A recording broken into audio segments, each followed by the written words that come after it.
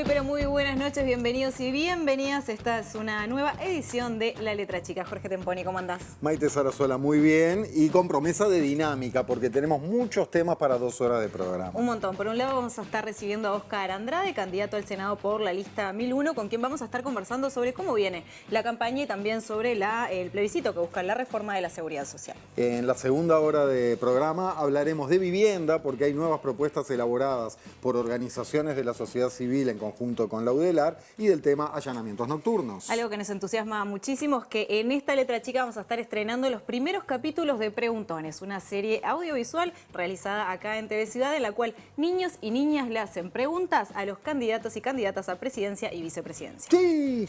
Bien, y para abrir un mano a mano con quien, como ya a esta altura todos sabemos, si ganara la presidencia de la República el candidato Yamandú Orsi, será ministro de Economía. Hablamos de Gabriel Odone. Debemos actuar sobre los costos de producir, de comerciar, de industrializar y de prestar servicios. Debemos iniciar urgentemente una recuperación de la competitividad nacional. Al mismo tiempo debemos de mejorar la situación fiscal. Esta luce muy deteriorada. El déficit fiscal de nuestro país es el más alto de los últimos 30 años. Y todos sabemos aquí que el ciudadano ya ha hecho el esfuerzo. Un esfuerzo grande para sostener el gasto público y el aparato estatal. Este gobierno tiene un compromiso de manejarse de manera austera. Cuidaremos cada peso de los contribuyentes. Por esta razón, señoras y señores, desde el inicio del periodo impulsaremos una verdadera regla fiscal. Además, crearemos la Agencia de Evaluación y Monitoreo de las Políticas Públicas, que ayudará al seguimiento de procesos en tiempo real para optimizar y corregir eventualmente los mismos.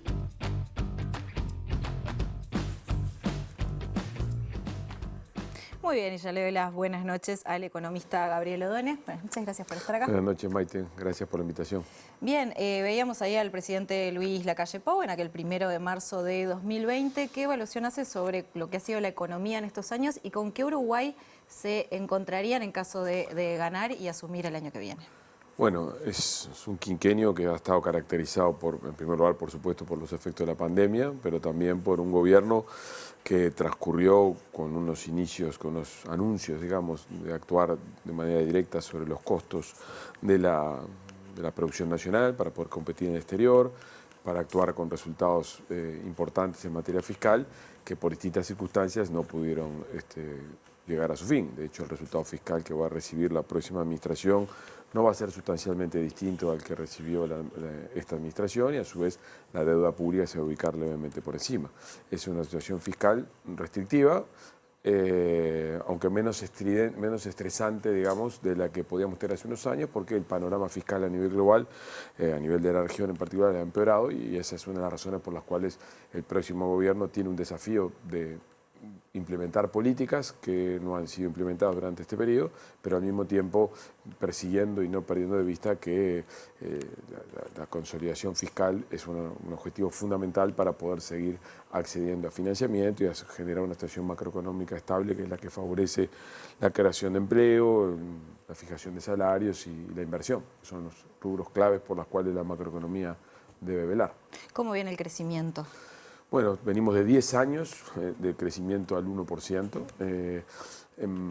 Estamos hablando de una economía que ha crecido muy por debajo de lo que es su potencial y muy por debajo de lo que necesita crecer para poder sostener su modelo de convivencia.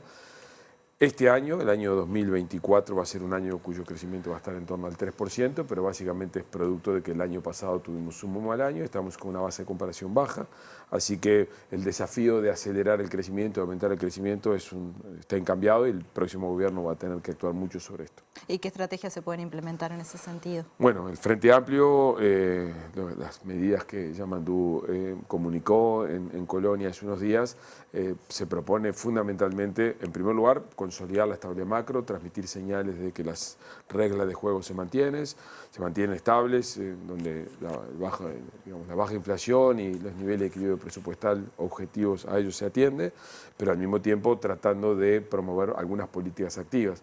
Algunas de ellas tienen que ver con conectar mejor el mundo de los negocios y el mundo de la ciencia y la tecnología. Esto es un objetivo crucial para el gobierno del Frente Amplio, poder conectar mejor con estímulos económicos a la innovación, a la generación de conocimiento, a la adopción de tecnología con el mundo de los empresarios, con el mundo empresarial, es un objetivo clave. Para eso se van a desplegar instrumentos de promoción de la inversión orientados en esa dirección. Por supuesto que lo que sigue siendo clave es atender a las pequeñas y medianas empresas que juegan un papel central en un país como Uruguay en la generación de empleo, en la generación de clima económico en los barrios, en las ciudades donde esto es muy importante mantener, y por tanto hay algunos aspectos vinculados al tratamiento tributario, a la facilitación del tratamiento en su relación con el sector público que están sobre la mesa. Y bueno, por supuesto, lo que es clave para cualquier estrategia de crecimiento es vigilar porque la estrategia de inserción externa siga estando en el orden del día, en un punto principal. Uruguay tiene que empezar a moverse en este mundo mucho más complejo, mucho más difuso, en términos de alcanzar acuerdos puntuales, mantenerse con otros mercados y seguir abriendo mercados donde podamos ingresar con preferencias arancelarias menos restrictivas. Todo en el marco, como decía al principio, de una estabilidad macroeconómica. Ahí tenemos una agenda importante que revisar. ¿Qué pasa con los asalariados de menores ingresos? En Uruguay estamos hablando de que hay 500.000 de trabajadores que ganan menos de 25.000 pesos por mes. Diría que son algo más de eso, son 575.000 personas aproximadamente. Es una preocupación central. De esos aproximadamente la mitad, 250.000, son asalariados que están integrados en los consejos de salarios o que sus salarios se fijan a través de los consejos de salarios. La otra mitad, o un poco más de la mitad, son o cuentapropistas o trabajadores directamente informales. Ahí tenemos que trabajar con distintas herramientas. Quienes están comprendidos por la negociación colectiva, ahí hay que trabajar mucho justamente con los salarios bajos. Yo creo que es importante pensar en políticas incluso diferentes, de estímulos diferentes para las personas de menores ingresos respecto al resto.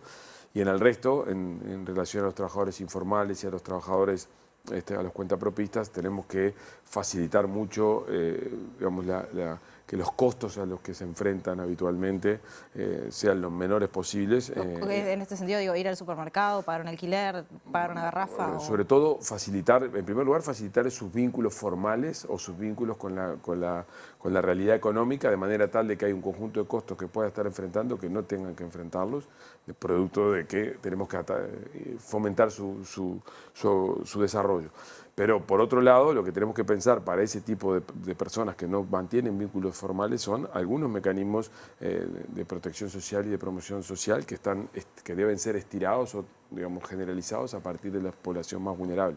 Uruguay tiene un conjunto de instrumentos disponibles para hacer transferencias y para atender a población en situación más vulnerable, donde están ayudas a las familias, están las becas para mantenimiento en el ciclo escolar, todas cosas que puedan aliviar a esas personas que tienen sus bajos niveles de ingresos y que eventualmente puedan tener costos cotidianos relativamente menores, siempre y cuando estén asociados a aspectos como estos, el mantenimiento de los niños y las niñas en el sistema escolar. Ahí hay que pensar, algunas de las medidas están puestas sobre la mesa, en las medidas que planteó Yamandú en Colonia, pero creo que ahí hay que trabajar un poco más, pero ese es un foco de la atención de las políticas de un eventual gobierno del Frente Amplio. Todas estas políticas que usted está mencionando tienen un costo, evidentemente. ¿Cómo se busca o cómo piensan ustedes encontrar el equilibrio entre estos costos, el déficit fiscal del país?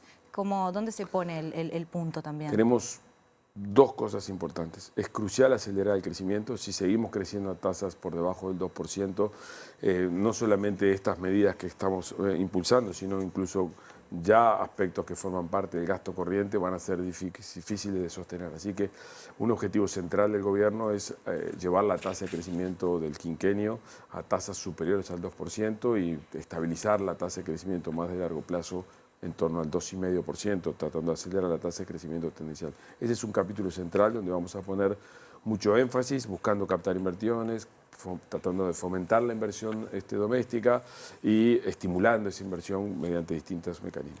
El otro aspecto donde tenemos que pensar y trabajar es, pero con cuidado, Uruguay tiene un gasto tributario, o sea, unas renuncias fiscales de casi 7 puntos del PIB. Ahí hay cosas que funcionan bien, pero hay cosas que merecen la pena ser evaluadas y es posible que precisemos reorientar algunas de esas estímulos hacia actividades que puedan tener efectos dinamizadores del empleo o del salario mayores. Esas son cosas que tenemos que estudiar y revisar y forman parte de las dos principales fuentes a las que recurriríamos, por lo menos en el inicio, para poder pensar en cómo estimular actividades, cómo llevar adelante políticas sociales y a su vez mantener los equilibrios macroeconómicos que son fundamentales para una economía como el uruguayo. Una de las preguntas que más le hacen en estos tiempos es el tema del plebiscito, ¿no?, que busca reformar la seguridad social. Más adelante en la letra chica vamos a estar compartiendo cifras de lo que son las últimas encuestas que ha realizado la Usina de Percepción Ciudadana, pero Odone, en caso de que, en un mundo posible, hipotético, de que saliera, ¿qué costos implicaría? ¿Cómo harían para lidiar con eso? Yo creo que el plebiscito, en mi opinión, como lo he adelantado junto a otros colegas, es inconveniente, sobre todo porque los objetivos que persigue, que son loables y son compartibles, en mi opinión no se van a lograr. Fijar el salario, atar las paridades mínimas al salario mínimo nacional puede incentivar o puede estimular la compresión del salario mínimo nacional, como ha ocurrido en el pasado, y eso tenga efectos incluso sobre un conjunto de la población, no solamente sobre los pasivos. Yo creo que eso es un error de diseño, de cómo está diseñada la papeleta. A su vez creo que el hecho de pensar que a toda la población se la puede llevar a 60 años de la edad de retiro, puede dar lugar a que muchas personas no terminen teniendo causal jubilatoria o densidad de cotizaciones como para poder retirarse. Por lo tanto, yo creo que hay que tener un espíritu más flexible al respecto. O sea que las razones por las cuales creo que el plebiscito es inconveniente son fundamentalmente de este tipo. Luego, por supuesto, de aprobarse el plebiscito, que es un evento posible, pero en mi opinión poco probable, tendríamos un conjunto de efectos económicos relevantes.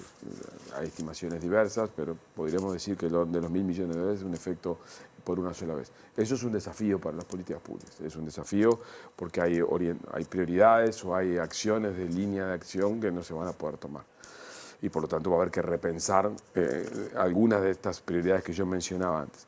Ahora, lo que yo también he señalado es que hay que ser muy cuidadoso cuando uno se pronuncia en relación a esto, en términos generales, pero en particular para alguien como eventualmente yo, que va a ocupar una función de gobierno, en transmitir de que hay herramientas y que hay instrumentos para poder enfrentar situaciones de este tipo. Al fin y al cabo, si esto se aprobara, sería una voluntad popular y por tanto no hay otra cosa que respetarla, y a gente como a mí y a mi equipo nos corresponderá encontrar la manera para que Uruguay siga funcionando en condiciones de normalidad el día después. No es fácil, no es sencillo, creo yo que no resuelve los problemas, pero es algo como creo que la frase que he dicho y que se ha repetido mucho, no es el fin del mundo y por lo tanto hay que trabajar en ello. A ustedes del gobierno lo han criticado por no ser más alarmista, digamos. ¿Cuál es el riesgo de que exista este discurso alarmista para el afuera, para los que nos miran desde afuera? Te agradezco la pregunta porque yo me he pasado 3 semanas teniendo que hablar con mucha gente de afuera, precisamente tratando de transmitir esto que acabo de decir. El Uruguay es lo que es confiable para el mundo, y la razón por la que los inversores extranjeros vienen a Uruguay es porque nuestro país es un país confiable, es un país que honra sus compromisos, es un país que ha enfrentado circunstancias muy complejas en el pasado y gobiernos de distintos partidos políticos, en particular del Frente Amplio, honraron esos compromisos. Por lo tanto, lo que tiene el grado de inversor es nuestra democracia, y nuestra democracia incluye dispositivo de democracia directa, y por tanto nosotros tenemos que transmitirle a los inversores que estamos en condiciones de manejarlo. Porque el riesgo es que si uno, sobre una situación de cierta incertidumbre, a su vez genera un discurso alarmista, es lógico que los operadores de fondos de inversión, de fondos de pensiones, que toman decisiones inmediatas, instantáneas, y que Uruguay es apenas un jugador, una ficha donde ponen algo de dinero, puedan salir eyectados en pánico y provocar una corrida sobre nuestra deuda o un eventual deslizamiento excesivo sobre el tipo de cambio, como ocurrió hace unas semanas. Y eso no es conveniente para el dólar, pero no es conveniente para la inflación, y si no es conveniente para la inflación, tampoco es conveniente para el salario real. Entonces son cosas que hay que manejar con cuidado. las personas que somos responsables de gestionar la política económica, siempre tenemos que tratar de transmitir que hay circunstancias complejas, vamos a estar en condiciones, porque para eso estaremos, de gestionar la situación. Yo no la comparto, pero no puedo transmitirle a la población que hay un abismo en el cual nos vamos a caer, porque creo que eso es malo para el Uruguay, es malo para cualquiera que sea el gobierno que vaya a ganar las elecciones. El presidente Luis Lacalle Pou, quien se ha pronunciado varias veces respecto a este plebiscito, una de las cosas que dijo es que de aprobarse eso implicaría un aumento de impuestos. Orsi, sin embargo, manifestó que existen otras herramientas. ¿Cómo lo ve usted? Bueno, efectivamente, de aprobarse un impuesto de estas, un plebiscito de estas características, habría que agudizar mucho la imaginación en términos de cómo lo enfrenta uno. Al final del día, lo que hay para hacer estas cosas para enfrentar un fenómeno de este tipo, son tres elementos. O se obtienen más ingresos, lo cual es producto de más crecimiento y más recaudación, o cambios impositivos, o se reducen gastos o se reorientan gastos para poder ahorrar y abrir el espacio fiscal para eso, o se obtiene un periodo puente de financiamiento importante externo a la economía, de manera tal de que podamos financiar la transición. Eso siempre va a haber que pagarlo en algún momento, pero son las tres herramientas que tenemos. ¿En qué lugar se va a poner el énfasis en eso? Veremos, esperemos a que tengamos la noticia enfrente. Faltan apenas 15 días, porque también una actitud responsable no es alarmar diciendo cuáles son los posibles caminos que se puedan dar, porque como el evento es posible pero poco probable, yo prefiero no anticipar esto, a pesar de que estamos trabajando con mi equipo hace bastantes semanas, no solamente pensando en el plan A, sino en el plan B. Sino en el plan B, como siempre uno tiene que tener cuando gestiona aspectos de riesgo. Odón, en estos años, particularmente algunas figuras de este gobierno, hablaron mucho sobre la protección de los Maya Oro y también sobre esta cuestión del derrame. ¿Existió tal derrame? ¿Existe tal derrame? Bueno, es una buena pregunta. Yo soy de las personas que no creen en las estrategias del derrame.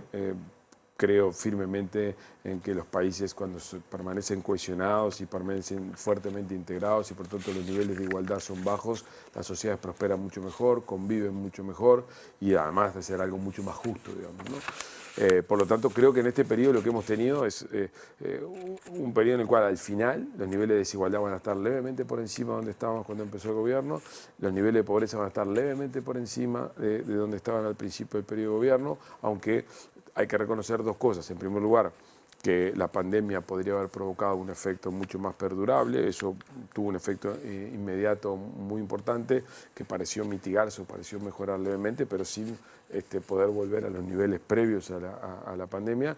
Y por tanto el próximo gobierno tiene un mandato claramente en esta dirección. O sea, para un gobierno del Frente Amplio es imposible no tomar en cuenta que además de crecer más, vamos a tener que priorizar a personas que, ya sea porque son vulnerables, son las personas que están fuera del sistema de protección social, estamos hablando de 300.000 personas, donde 168.000 aproximadamente son niños, además de estas 575.000 personas que estamos hablando, que son 25.000 pesistas. Ahí está el grueso del objetivo de lo que tenemos que pensar en cómo lo hacemos. Nosotros tenemos 800.000, 900.000 personas en Uruguay que tenemos que priorizar en la atención de las políticas públicas, y eso la política económica tiene que abrir el espacio para hacerlo con política de salud, con política de educación, política de vivienda, pero la responsable de abrir el espacio de recursos para eso es la política económica, y ese es el mandato que Yamandú nos ha planteado a quienes estamos coordinando algunas de estas primeras ideas de materia política económica. ¿Y eso puede ayudar a paliar un poco el aumento de la desigualdad, que no solo sea a nivel mundial, sino también en Uruguay? Sí, Uruguay es un país que afortunadamente tiene los mejores niveles de desigualdad, los mejores niveles de igualdad, mejor dicho, los menores niveles de desigualdad de la región, aunque no vivimos debemos en la región más desigual pero del somos mundo. la región más desigual del mundo, por tanto nuestro objetivo en este caso tiene que estar fuera de la región, tenemos que parecernos a países, el aspiracional uruguayo es parecernos a países que están fuera de la región, y ahí tenemos que trabajar mucho, porque, insisto, con dos cosas. Nuestro sistema de protección social protege bien a aquellas personas que están integradas fuertemente al mercado formal. Si tú sos un trabajador formal y tenés a lo largo de tu vida un vínculo prolongado con el empleo formal, tú al final del día tenés un acceso a una salud, a un seguro de desempleo y a una jubilación comparativamente razonable en relación a las personas que no lo están. Pero si tú sos una persona que ingresa y sale de manera intermitente del mercado laboral formal o no estás nunca integrado a él, y por vamos a hablar de estas 800.000 y largas de personas, tú tenés un problema y eso no es justo para una sociedad que tiene estos altos valores de cohesión social, así que tenemos que trabajar en la desigualdad como un objetivo central. Eso implica trabajar en términos de educación, implica trabajar en términos de transferencias a hogares vulnerables, implica trabajar en sistemas de cuidados.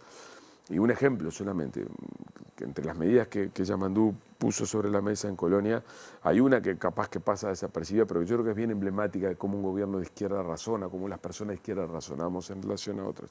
Nosotros estamos proponiendo becas para que los estudiantes de secundaria permanezcan en el sistema y queremos ser enfáticos en contraponerlo a la idea de premiar el egreso. Al final. ¿Por qué? Porque justamente lo que nosotros queremos estimular es la permanencia de las personas en el sistema educativo, porque eso tiene efectos de distinto tipo sobre el hogar, sobre la ocupación de la persona, sobre la capacidad de generación de conocimiento para poder desempeñarse en la vida laboral, para poder mejorar sus hábitos de convivencia y para poder convivir con otras personas. Por lo tanto, es mucho más importante retener a las personas que estimular el egreso. Entre otras cosas, porque la probabilidad que cuando estimulemos el egreso estemos descremando, o sea, estemos estimulando a personas que igual probablemente hubieran egresado, es muy grande y esa es la razón por la que no vamos por ese camino. Y esa es una diferencia bien sustancial entre un enfoque de izquierda y derecha, cuando la política trata de mantener y transferir recursos para que la gente se mantenga, en contraste de no premiar al que sale. Probablemente en otros estadios de desarrollo, en otros niveles de ingreso, una política del premio al egreso podría ser una herramienta complementaria, pero en el contexto actual me parece que es bien emblemático de la diferencia que hay de concepción ideológica, que son legítimas las dos, pero son visiones distintas. Una es Mayaoro, la otra no es Mayaoro. Odone, ¿qué rol cumple el desarrollo de infraestructura para la economía y en qué estado de situación estamos hoy también? La infraestructura juega un papel muy importante en un país como Uruguay porque eso te permite captar inversiones, eso te permite facilitar el mundo de la economía, conectarte mejor con el mundo, relacionarte más rápidamente con el mundo. Por lo tanto, todo lo que tiene que ver con conectividad, lo que tiene que ver con transmisión de energía y con generación de energía eléctrica, todo lo que tiene que ver con transporte carretero, los puertos, digamos, el acceso al agua potable, más son aspectos claves. Uruguay, afortunadamente, en materia de infraestructura, tiene un desarrollo relativamente razonable en términos regionales. Incluso durante este periodo de gobierno hemos tenido un impulso, como es notorio, en la vialidad con obras de conexión al interior para transporte carretero.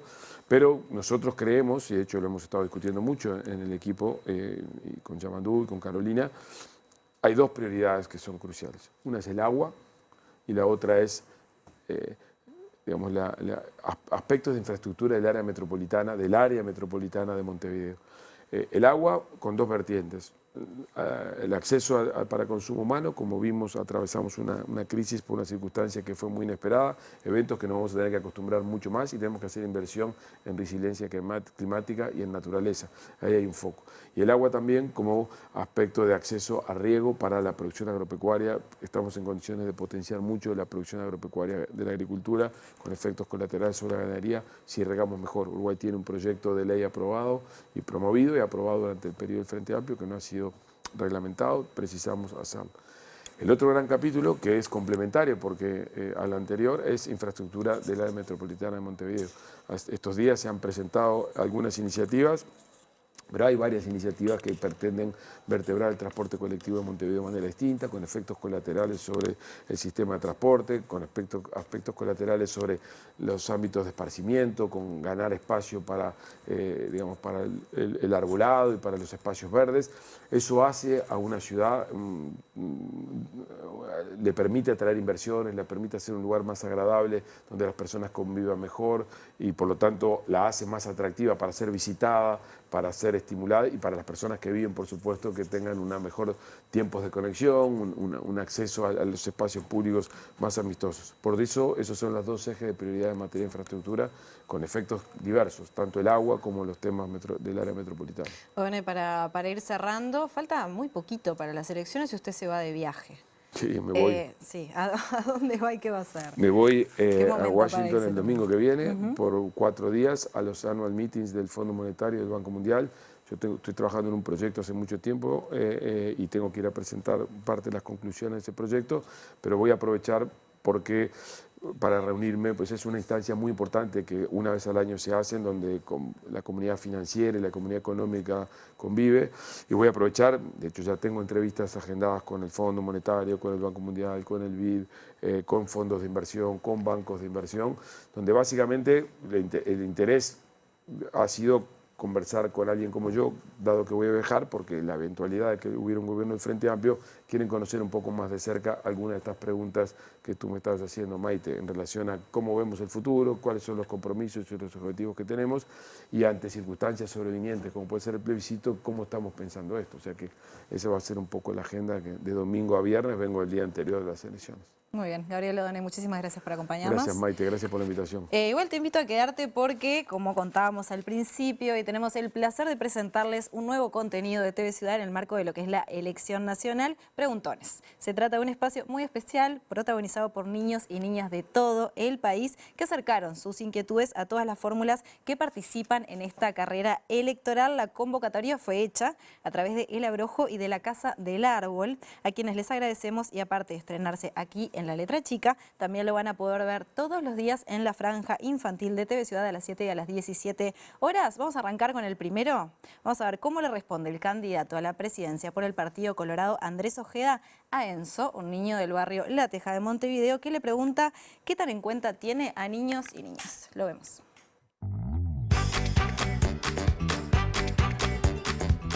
Hola, yo soy Enzo, tengo 11 años, soy de Montevideo de La Teja y la pregunta que le haría al presidente sería si tienen en cuenta a los niños y cuándo.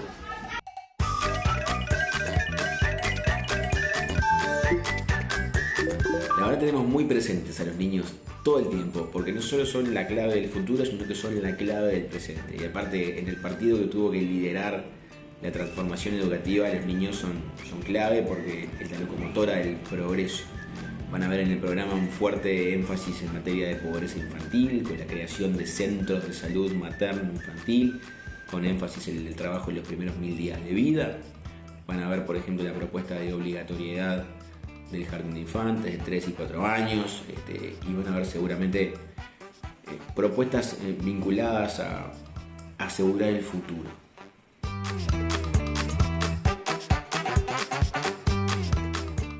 Y seguimos en filas coloradas, pero ahora nos vamos hasta Vergara, en el departamento de 33, donde Bianca le preguntó a Robert Silva si es cierto que los políticos son mentirosos.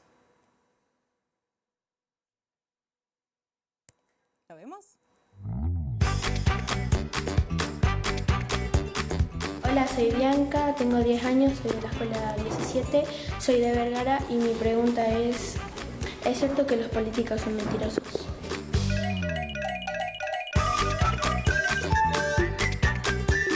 Como pasa en la vida, hay algunas personas que mienten.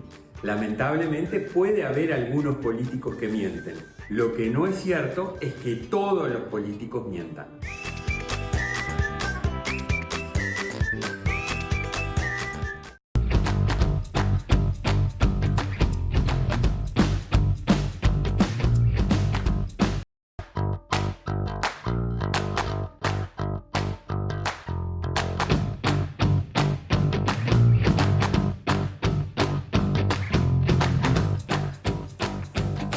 Continuamos entonces con La Letra Chica. Ya le doy las buenas noches al panel. Karina Núñez, ¿cómo andás? Muy bien, un domingo más. En esta ocasión me gustaría salirme un poco del libreto y mandarle un saludo grande a toda la gente que organizó la marcha por salud mental el viernes pasado, a la Coordina Loca, a Cecilia Baroni, a Hilde Gens y sobre todo poner en el tema del cierre de los manicomios ya como una necesidad básica, la atención de la salud mental como un derecho humano básico, universal y accesible, y la no privatización de los accesos a la salud mental. Primero que nada. Segundo, feliz de poder estar con Descompas acá y bueno, viendo a ver qué se viene. que se viene. Camilo Pons Migliario, ¿cómo andás? Bueno, buenas noches, muy bien. También quería invitarlos, bien cortito, mañana a las 19 horas, en la sala de conferencia Luisa Cuesta de la Facultad de Ciencias Sociales, a un debate por el plebiscito de la seguridad social. Exponen Karina Sosa y Sergio Somarúa, y bueno, debaten con Rodolfo Saldaña y López Pasquet, me costó el apellido. Interesante va a estar debate. bueno, así que bueno, están Pasquet. invitados. Muy bien, gracias a ambos. Entonces seguimos con Jorge Temponi. Y los mensajes por escrito de WhatsApp de ustedes, buenas noches nuevamente, 092-374-089, como ya saben, para que corran por allí abajo. Ahí, ¿dónde está? Acá, bien. Recibimos a Óscar Andrade, podríamos resumir diciendo candidato al Senado por la 1001, aunque ya profundizaremos, candidato al Senado en una lista común del Senado por varios espacios del Frente Amplio. Buenas noches, Andrade, ¿cómo va? ¿Cómo estás? Gustazo estar por acá. ¿Muy agotado? Una etapa que es emocionante porque es una campaña intensa y es una campaña que tiene un escenario que está abierto. O sea, si bien el frente favorito hoy, y si fueran hoy las elecciones tendría mayoría parlamentaria, eso es algo a consolidar en estos 15 días. O sea, sería imperdonable que por descuidarte pierdas por un punto o dos la mayoría parlamentaria, lo que te puede generar no tanto dificultades electorales en una segunda vuelta, sino sobre todo dificultades a la hora de gobernar. Y bueno, este es el momento de consolidar ese primer escenario. Pero además, que si lográs rescatar 2 o 3 puntitos más, podés reeditar el desempeño del 2004 donde ganaste en primera vuelta. O sea, como que tenés abierto esas 3 posibilidades que se define por milímetros y en una parte del electorado que en general es bastante hostil a la política. Que Agata sabe cuáles son las fórmulas, que está alejado, entonces requiere un enorme esfuerzo militante, ¿no? ¿Todavía cree en la posibilidad de un triunfo en primera vuelta? Sí, sí, no es el más probable. O sea, el escenario más probable hoy es Frente Amplio segunda vuelta con mayoría parlamentaria. Ese es el más probable hoy. Pero 2 o 3 puntitos abajo o arriba te cambian el escenario y o eso... O no te dan mayoría parlamentaria o te hacen ganar en primera vuelta. Sí, claro, y eso está abierto porque en realidad quien define eso son votos o indecisos o que están decididos de manera liviana. Están decididos pero no firmes. Entonces, bueno, este remate de la campaña es muy importante. Cortita también, Andrade. Se habla de que es una campaña, se habla o se puede cotejar de repente, que es una campaña donde hay poco debate de ideas y mucho ruido y ataques personales y descalificaciones, etcétera. ¿Será nuevo esto o cada vez que hay una campaña, usted tiene mucha experiencia y varias campañas en el lomo, o cada vez que hay una campaña nos fijamos en lo mismo y nos parece lo mismo? Bueno, es probable que el debate, el intercambio programático tendría que calar más hondo, eso es así, pero es una dificultad política. La sociedad está con una distancia de la política, de los problemas políticos, de la mirada global, bastante larga. Bueno, ahí hay un desafío de los partidos políticos de poner enfrente el programa. Yo creo que en eso el Frente hizo un esfuerzo enorme. O sea, construyó el programa con una capilaridad muy superior a varias elecciones anteriores. Además, yo creo capaz que solo la del 2004 puede compararse en el sentido de que articuló lo que fue la lucha por el referéndum de la ley de urgente consideración con el Frente Escucha y con un esfuerzo de cientos y cientos de reuniones en territorio, de trabajo, de elaboración de comisiones temáticas muy profundo, de síntesis programática con un esfuerzo enorme. O sea, no creo que hayamos descuidado la cuestión programática. Siempre se puede hacer más y mejor. Es más, yo creo que parte del desafío de esta campaña, los actos los abro diciendo, hay temas electorales y temas políticos, dedicarnos solo a los temas electorales es un error, porque descuidamos una parte principal para la lucha por las causas, que es la elaboración política, que tiene que ver con componentes identitarios, culturales, estratégicos, históricos, globales, que hay que colocar en la discusión. A veces lo hacemos con mucho éxito, a veces no tanto. A mí me gusta mucho el intercambio político y programático porque creo que ayuda a ordenar las ideas y a ver qué cosas van a la urna el último domingo de octubre. O sea, por qué cosas estamos votando, ¿no? Aparte de la fórmula, ¿no? ¿Por qué cosas? Y en eso creo que nos fortalece para este debate de los que quedan indecisos muchísimo. Porque el indeciso no es un poderoso dueño de una gran transnacional. En general es un trabajador precario que no llega a fin de mes, que tiene dificultades con la violencia en la sociedad, que no sabe cómo hacer para sostener a sus hijos en la educación. O sea, está alejado, comillas, de la política, pero no está alejado de los problemas que se desprenden de decisiones políticas. Por lo tanto, ahí tenemos un desafío enorme, que es intentar llegar a esa parte de la población con la mayor claridad posible. Ya la seguimos, Andrade, y cuando la sigamos lo haremos por el tema plebiscito de la seguridad social. Pero antes de la charla con Andrade al respecto, nos vamos con Maite y Marcela. Y vamos a estar hablando sobre qué es lo que piensa la gente entonces en torno a estos plebiscitos. Eso lo vamos a hacer con Marcela Yen, que es como siempre de la Usina de Percepción Ciudadana, que estuvo trabajando en este tema. Marcela, ¿cómo andás? Todo bien, Maite. Bueno, un gusto estar acá contigo, con ustedes. Si les parece, entonces vamos a ir directamente con el último relevamiento que hacíamos en relación a estos dos plebiscitos. Vamos a ver entonces allanamientos nocturnos y vamos a ver el plebiscito de la seguridad social. Esta es una consulta que realizamos a fines del mes pasado y tenemos estas dos preguntas que vamos a estar analizando con ustedes. Con relación al plebiscito para habilitar los allanamientos nocturnos, ¿cuál va a ser tu posición? Y en relación al plebiscito de seguridad social, ¿cuál va a ser tu posición? Ahí vemos entonces las dos papeletas, la amarilla y la blanca. Y si les parece entonces, Maite, empezamos por allanamientos nocturnos. Muy bien, ¿en qué estado de situación está entonces? Bueno, acá tenemos entonces la foto de lo que veíamos con el panel de la usina en relación a este tema. Vemos que tenemos un 49% de las personas que se manifestaba a favor de este plebiscito, un 36% se manifestaba en contra y un 15% que aún no decide. Y antes de pasar a la próxima, hablemos un poquito sobre algunos de los Zoom que podemos llegar a hacer más a nivel cualitativo, ¿no?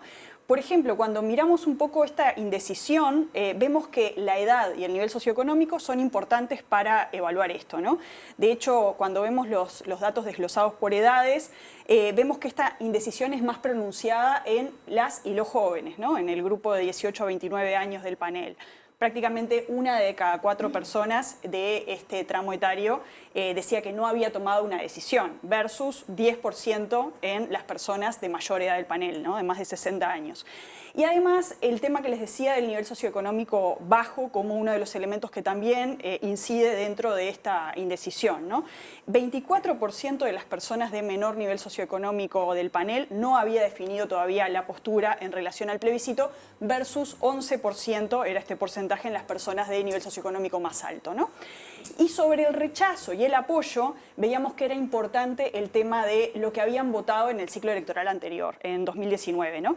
81% de las personas que votaron a la coalición en 2019 decían que querían votar a favor del plebiscito, y entre los votantes del Frente Amplio en el ciclo 2019, solo el 20% estaría apoyando esta propuesta, ¿bien? Muy bien. ¿Y ahora cómo ha ido evolucionando también este apoyo? Exacto. Vamos a la evolución. Entonces acá estamos viendo lo que sucedía en julio, en agosto y en septiembre en la franja verde. Allí vamos viendo entonces las personas que decían que iban a votar a favor de la propuesta. En la roja, las que no iban a votar. Y en gris, las que no tenían decidido aún. Entonces vamos viendo que justamente a medida que vamos avanzando en las mediciones, va bajando la cantidad de personas que no tiene su postura definida. Y también vemos una disminución en relación a las mediciones anteriores, en relación a las personas que dicen que van a votar a favor de la propuesta. Por otra parte, también vemos que va creciendo medición a medición las personas que dicen que no acompañarían esta propuesta. ¿Bien? Eso en la evolución, la película, ¿no? Que estamos viendo en relación a estas fotos en movimiento, ¿no? ¿Y qué pasa si evaluamos ahora lo que está pasando con seguridad social? Vamos a seguridad social, entonces nuestra foto de la última medición.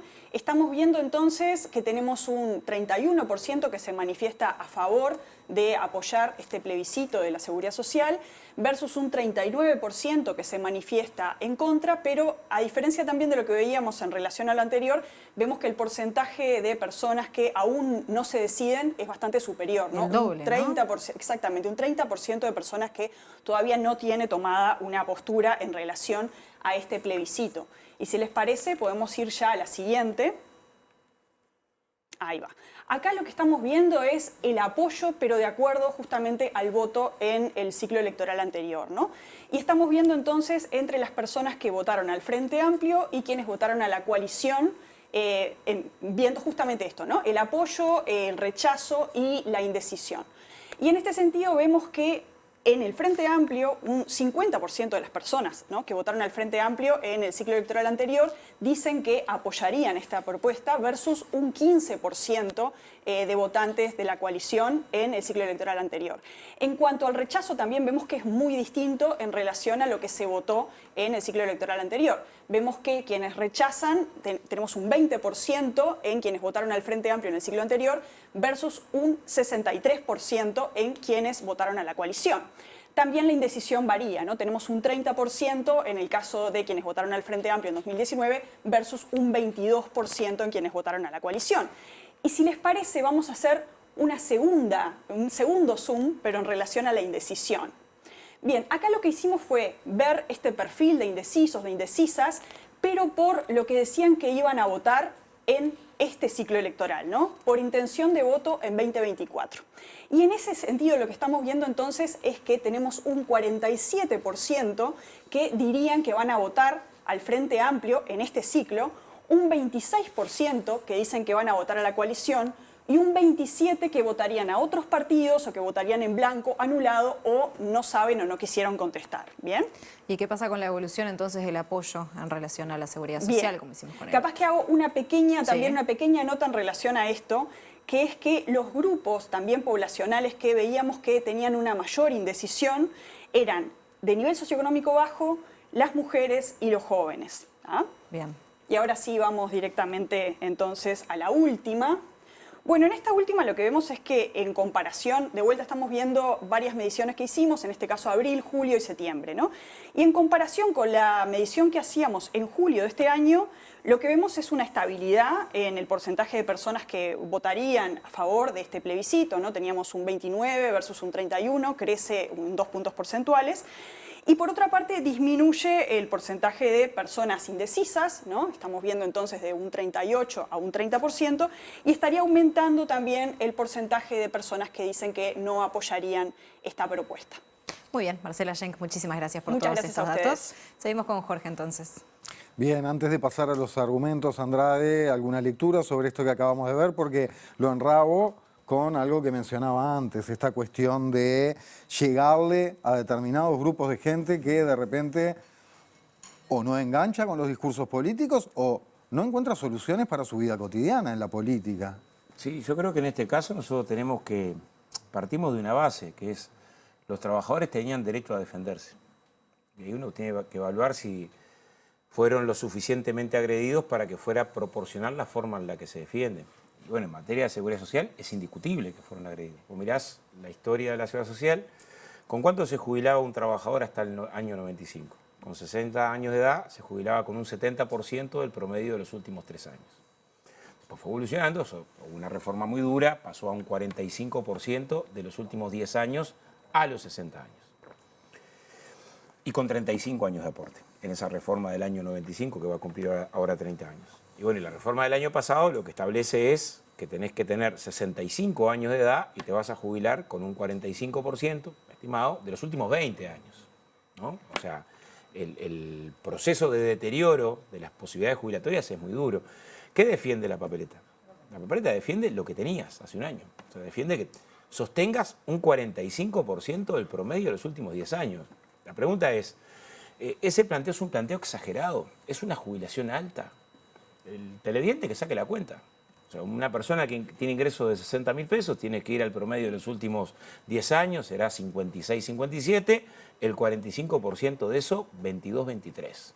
O sea, el razonamiento es establecer esta causal básica para una persona que tenga 60 años de edad y 30 años de aporte. ¿Nos parece exagerado? ¿Nos parece que es un reclamo muy ambicioso? O sea, ¿se pasaron de angurrientos los trabajadores? No, es mínimo. Y lo segundo que estamos estableciendo es, a partir de los 60 seguís trabajando y mejoras tu jubilación, que es lo que pasa hoy. Por eso el promedio de edad jubilatorio está en los 64 años. Porque con la jubilación que va a estar en la papeleta, nadie se jubila, menos con la que pusieron en la reforma a los 65. No corrieron la edad a los 65 años, la corrieron a los 70 en la vida de los hechos, porque cuando llegues a los 65 y te das que hacer un promedio de los últimos 20 años de tu vida laboral, sin el 5% que antes tenía, o sea, más bajo, bueno, salvo que quedes sin trabajo y no tengas otra que jubilarte, no vas a tener opción de jubilarte, salvo que quieras pasar muy mal. Entonces, la discusión es más concreta. Es decir, lo que se está defendiendo es tanto, es tan exagerado, es tan extravagante. ¿Alguien puede razonadamente decir que es un planteo de disparate o no?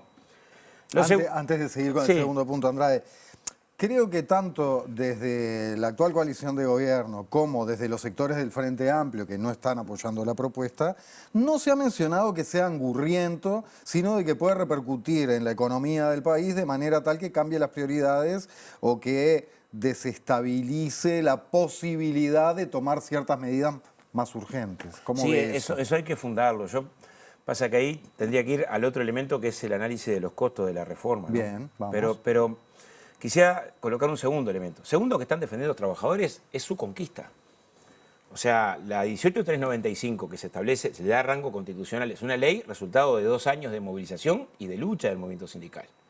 Y que logró un salto enorme. O sea, pasamos de 15.000 altas jubilatorias por año a 30.000. El doble.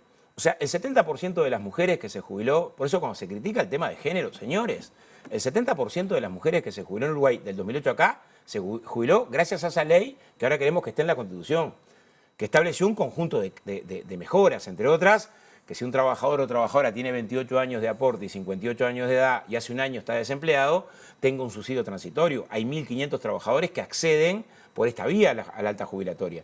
Eso se corre 5 años hacia adelante. Entonces, hay un razonamiento que es este. Correr 5 años hacia adelante en un país que tiene una tasa de empleo de menos del 20% a los 60 años. Y en un país que tiene salarios donde 540.000 personas cobran menos de 25.000 pesos. Podés pensar 5 minutos en el trabajador que queda desempleado a los 62 y que cobraba 25.000 pesos. Eso va a pasar dentro de 10 años. Bueno, yo no quiero ser cómplice de ese que queda pasando hambre 3 años hasta poder acceder a la jubilación. La cobertura que defendemos, la 18395, logró un 98% de cobertura en las jubilaciones, la más alta de la historia. Entonces, ¿está mal que eso lo defiendamos? ¿No? Primero, no, nadie razonablemente puede decir que está mal. Bueno, cuando se endurecen las condiciones jubilatorias como en el 95, ¿qué nos pasó 10 años adelante? ¿Por qué nació esta ley? Porque teníamos 7 de cada 10 trabajadores que no podían jubilarse. O sea, cuidar la cuestión de cuánto gasto había tenido un resultado. 7 de cada 10 no podían jubilarse, ¿no? Y nos cayó la ficha tarde. Bueno, ahora ya sabemos por los estudios que hay que dentro de 10 años, lo que tiene mi edad, 50 que entran en esta ley, la mitad va a estar trabajando y la mitad no. ¿De qué va a vivir la mitad que no? O sea, hay un tema que es ético-humano primero. Bueno, yo no quiero dejar a nadie a pata. Primera cuestión. Segundo elemento, el tema de los costos para financiar la seguridad social. Fíjense, ahí hay una confesión que tendría que ser el centro del análisis del debate del plebiscito. Yo me hago responsable, no hemos sido capaces de comunicarlo bien. 6 de febrero de este año fue el equipo económico al Parlamento, junto con Saldain, junto con el Banco de Previsión Social, junto con el Ministerio de Trabajo, a argumentar en contra de la ley. Y el argumento de los costos, algo que después los economistas que se mostraron contrarios al plebiscito también lo sostienen, ubican este dato. Dicen, bueno, ¿saben por qué es muy cara la papeleta del PIT-CNT? Porque nos cuesta 216 millones de dólares para el año 2023 reparar los actuales jubilados por el sistema mixto. ¿Cómo reparar? Claro, si al trabajador que ya se jubiló por el sistema mixto, la inmensa mayoría, abrumadora mayoría, no obligado, porque para afiliarte a una FAP de manera obligatoria tenías que tener un ingreso arriba de 85.000 pesos. La inmensa mayoría de manera voluntaria. ¿Por qué se afilió a una FAP? Para mejorar su jubilación, porque fue lo que le prometieron. Consta en actas en el Parlamento. Y 30 años después, las mismas personas te dicen, ¿sabes por qué no puede ganar la papeleta? Porque me sale 216 millones de dólares al año calcularte como que te hubieras quedado en el BPS. 18 millones de dólares por mes. ¿Sabes cuánto esto reporta por cada una de las 72.000 personas que eran altas jubilatorias promedio del año 2023? 250 dólares por cabeza. Entonces, los que elaboraron la ley del 95, 30 años después, te dicen que cada jubilado, que ya es jubilado por el sistema mixto, perdió 10.000 pesos por cabeza por mes y nosotros miramos el déficit y no hacemos un debate político de que ese trabajador fue engañado. Porque vos conocés como yo un montón de gente que se afilió a la FAP. ¿Conoces a alguno que se haya afiliado para perder jubilación? Difícil, que tanto chifle. Bueno, el resultado que te dicen ahora, 30 años después, es que la pérdida promedio, no yo, Saldain, en el Parlamento, y nadie le pregunta, o sea, nadie le preguntó al presidente en la conferencia, usted se hace cargo porque usted, ¿no? del resultado nefasto. práctico, ¿no? O sea, fuera de que uno esté a favor de lo público o a favor de lo privado. El resultado práctico, ahora, ese resultado de 10.000 pesos de pérdida por trabajador por mes, 120.000 pesos al año, promedio, ¿no? Alguno perdió 15, otro 5. Si alguno no perdió nada es porque otro perdió 20. ¿Qué es lo que explica el bochorno? El bochorno de que el BPS no haya llamado a uno solo de los 300.000 afectados por el régimen de AFAP que tenían derecho a hacer la simulación desde noviembre del año pasado. El bochorno. Porque la simulación que yo llame Jorge y te llame, Jorge, te hago la simulación. Vos, sistema mixto, tenés 24.000 pesos de BPS y 4.000 de AFAP, 28. Y si paso al BPS, tenés 40, Jorge. ¿Cómo esa información no va a ser necesaria antes de que la gente vote? Bueno, desde noviembre tenían que convocar. Van a convocar después de que la gente vote. No está bueno que votemos sin saber esto, ¿no? Sin saber que el 90% de los que entraron al régimen mixto perdía 10.000 pesos promedio. Para futuro pierde más. Y yo quiero hacer esta cuenta primero, porque después tengo que decir, ¿merece que repare o no merece que repare? Pero primero tengo que decir, ¿es justo o no es justo el reclamo? ¿No? Porque cuando perdían 10.000 pesos promedio, todavía tenían el artículo 8 que te subsanaban un 50% la pérdida. Ahora no lo tenemos más. Cuando perdían 10.000 pesos promedio, las AFAP tenían prohibido por el artículo 103 cobrarte comisión cuando estabas desempleado. Ahora, en una genialidad, en una ocurrencia, se les habilitó que te puedan cobrar comisión cuando estás desempleado. Cuando tenías este promedio, era la mitad de la comisión que te cobraba la aseguradora. Ahora se duplicó, junio del 2021, la comisión que te cobra la aseguradora para pagarte la renta vitalicia. Cuando tenías este resultado, una maestra que tiene bonificada, un médico que está expuesto a rayos X, se jubilaba y había que reconocerle la bonificación en el BPS y en la FAP. Desde diciembre del año pasado, la maestra y el médico, si es público, no se le reconoce nada. Eso lo sabe la gente que está indecisa, la mayoría no. Yo me he encontrado con maestras que no saben que perdieron la bonificación por el sistema privado. Entonces, ha habido un conjunto de medidas, ahora además es obligatoria, que han empeorado el sistema de privatización. Medidas no marginales. Una sola te quita el 50% del sueldo base jubilatorio. En un día. La rebaja de la tasa de interés combinada con la duplicación de la comisión de la aseguradora te bajó un 20% la jubilación. En un día. Entonces, la jubilación, la renta vitalicia. Lo que estoy diciendo es, las medidas que se tomaron, si uno las mira acumuladas, son lo suficientemente graves como para que los trabajadores que hace 30 años les prometieron, afiliate a una FAP que vas a tener una mejor jubilación. Afiliate a una FAP que vas a tener una tasa de reemplazo igual al 100%. Y hoy confiesan que perdiste como en la guerra. Y vos tenés que sumar eso al déficit y no hacer un razonamiento de clase, digámosle. Bueno, primero me pongo del lado de los que fueron estafados. Ponele que yo entienda que alguien diga, fuiste estafado, hermano, pero no te puedo corregir. Pero por lo menos reconocí, fuiste estafado. O sea, porque nadie se afilió para perder. No fue lo que prometieron, no fue lo que proyectaron, no fueron las proyecciones actuariales. Entonces tendrían que reconocer, primero eso, para un debate honesto entre las distintas posiciones, ¿no? O sea, de 90% de las rentas vitalicias comunes a abril de este año estaban en 5.052 pesos. O sea, ¿renunciás a la mitad de tu jubilación por 5.000 pesos? Señor, no. Entonces, y ahora te lo hacen obligatorio cuando demuestran el fracaso, tener la posibilidad de decidir es para lo que juntamos firmas. Capaz no nos dé la fuerza para convencer, y es obvio porque hay poderosísimos intereses económicos que están del otro lado, ¿no? Ya volvemos, Andrade, una vuelta por el panel con Maite Sarasola. Hacemos exactamente una vueltita. Cuéntanos a ver qué posturas tienen en relación quizás a alguno de estos temas que se venían hablando o en sí respecto a este plebiscito que busca reformar la seguridad social. Camilo. Bueno, me costaría elegir un aspecto por el cual comenzar mi intervención porque, a ver, podríamos enlistar y terminaríamos, no nos daría el largo del programa, la cantidad de argumentos a favor por los cuales votar el sí. Cualquier persona trabajadora, estudiante o que se considere de izquierda, porque este es un debate moral y ético, No veo qué aspecto a considerar podría invitarlo a uno a no poner la papeleta blanca dentro del sobre el 27 de octubre. Podremos estar toda la noche enlistando los motivos por los cuales votar el sí. Sin ir más lejos, yo creo que uno de los últimos argumentos que escuché a favor de votar el sí, yo quedé de cara. No sé si la teleaudiencia estaba al tanto de que las AFAP invierten, porque uno de los argumentos que esgrimió la derecha para no poner la papeleta blanca era que vos, eliminando las AFAP, desestabilizabas la economía de forma tal que se van a perder puestos de trabajo. Yo no sé si la gente está al tanto de que las AFAP han invertido cientos de millones de dólares en empresas que han sido responsables de las principales pérdidas de trabajo en estos últimos años. 104 millones de dólares invertidos en Tata, una de las empresas que despidió más trabajadores, reemplazándolo por maquinitas que te cobran en la salida del supermercado. Por esta empresa, no me sale el nombre, la que pone los peajes automáticos en la ruta. Entonces, si uno arranca a mencionar argumentos por los cuales votar el sí, podríamos estar hasta que se termine el programa. Yo prefiero que lo haga el Boca, que seguro que los tiene mucho más claros que yo. Sí me gustaría dejar en claro que esta papeleta blanca es el resultado de uno de los diálogos sociales más grandes de los últimos años.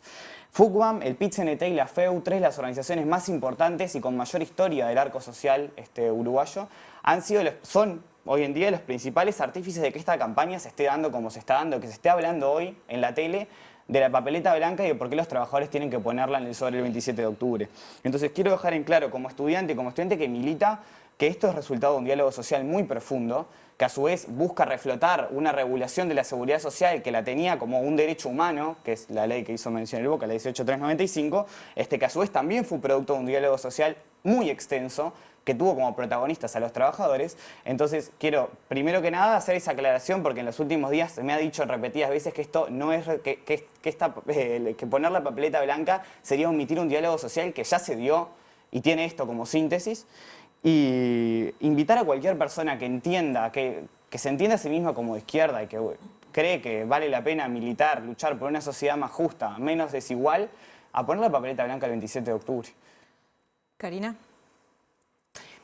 Estoy totalmente de acuerdo. Y si se me permite hacerle, Sí, perdón, Cari, sí, una sí. consulta al Boca. Dale. También hace poco escuché un par de intervenciones de actores políticos que hablaban sobre el ingreso de los nuevos salarios más altos a las AFAP con la nueva reforma de la seguridad social. No lo terminé de entender, me gustaría si se pudiera Volvemos a la mesa con esa consulta. ¿Vos querés agregar algo, Karina? A mí no me contestaría nada, pero así que le contesté a él.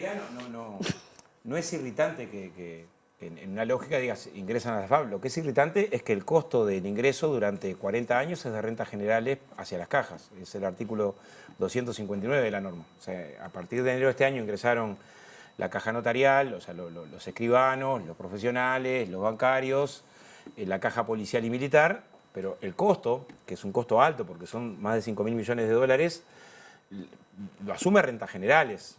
Y yo creo que además incorporamos estos sectores a la AFAP sin haber hecho un balance profundo del sistema de AFAP. O sea, esta información que este año dieron al Parlamento de la pérdida del 2023, decir, bueno, miren lo que nos cuesta 2023, pues estaba esa pregunta que no terminé de contestarla de lo que cuesta, ¿no? Bueno, tenemos que discutir si el trabajador que fue estafado hay que repararlo o no. Lo segundo, hay un error que es casi infantil, que es la diferencia entre el salario mínimo nacional y jubilación mínima nacional en el año 2023 era un 22%.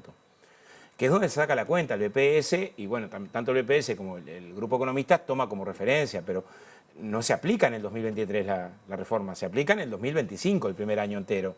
Y la diferencia en el 2025 es de 15 puntos. Entonces, no tiene sentido que coloques un número de una diferencia virtual, porque en la práctica, cuando tengamos que aplicar la reforma constitucional, la diferencia es sensiblemente menor. Es más, yo he escuchado a compañeros sostener que se va a retomar la senda de darle el ajuste a los jubilados a mitad de año y no descontárselo, una cosa que descontinuó este gobierno. Si eso pasa en el periodo que viene, jubilación mínima y salario mínimo convergen en este periodo que viene. Entonces, no se puede hacer sobre esto la lógica del colapso. La papeleta no impide la posibilidad de un pilar de ahorro colectivo, no lo impide. Por lo tanto, los otros componentes de las cosas que pasarían en la economía no lo impide. De hecho, hay países que es la forma en la que organizan la seguridad social, caso de España. O sea, lo que sí impide es el lucro en la seguridad social y que te achicharren a comisiones. Porque hoy perdemos un 20% de los ahorros entre comisión y prima después que bajamos las comisiones.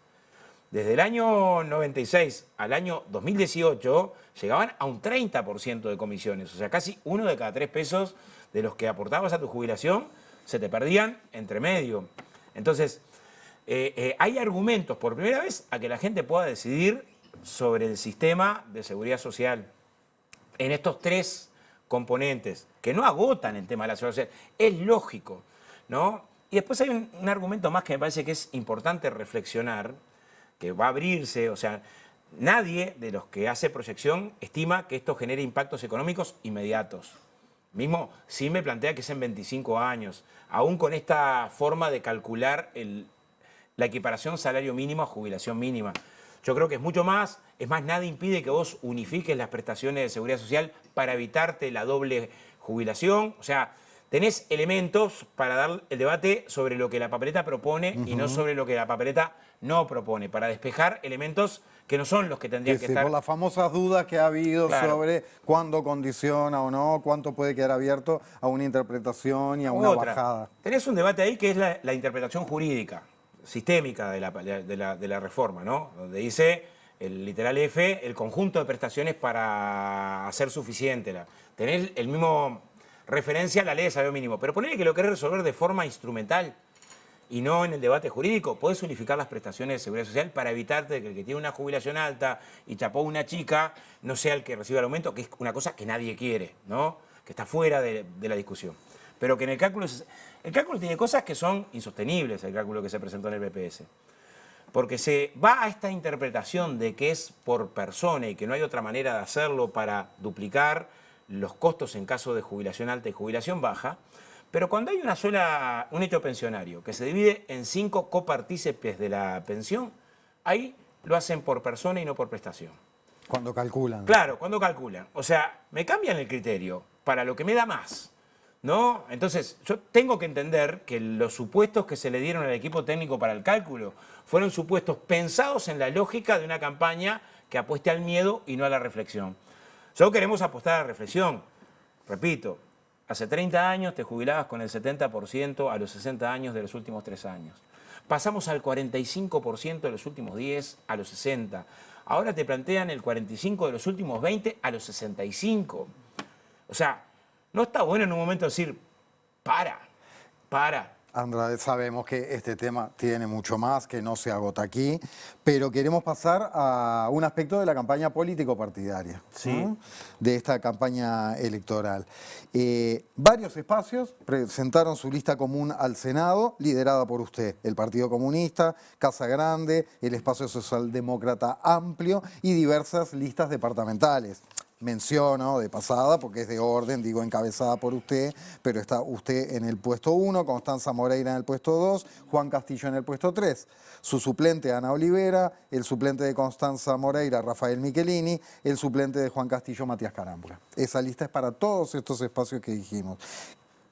Brevemente, ¿qué las une, además de la lista común al Senado? Porque uno ve el historial de estos sectores y han tenido, dentro de la famosa unidad del Frente Amplio, diferencias.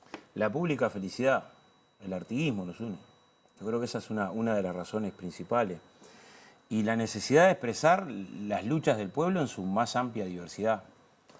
Fíjate que la lista está llena de compañeros jóvenes. De hecho, y un montón de diputados van a ser compañeros de 20 y pico, 30 años.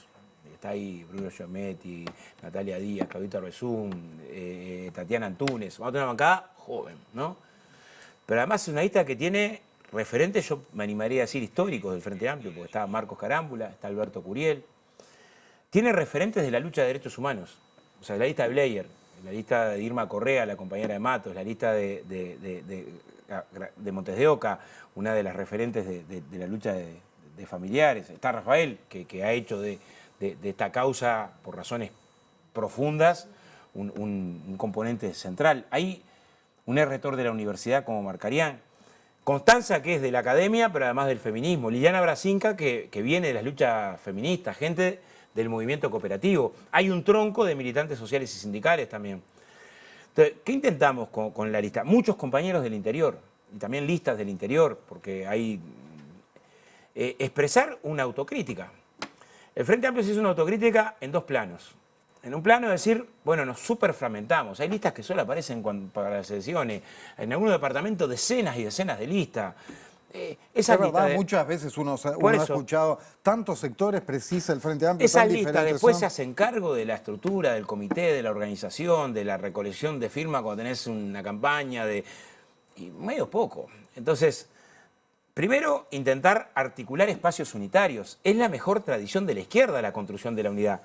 Segundo, que los espacios unitarios tengan un fuerte componente de las luchas de la sociedad, de todas las luchas de la sociedad. Yo vengo del tronco sindical, es evidente, fue casi 30 años de mi vida, pero no solo de qué bueno que dialogue el movimiento sindical con referentes de la cultura. En la lista está Pepe Vázquez, está el Flaco de Nevi, está Larbanois.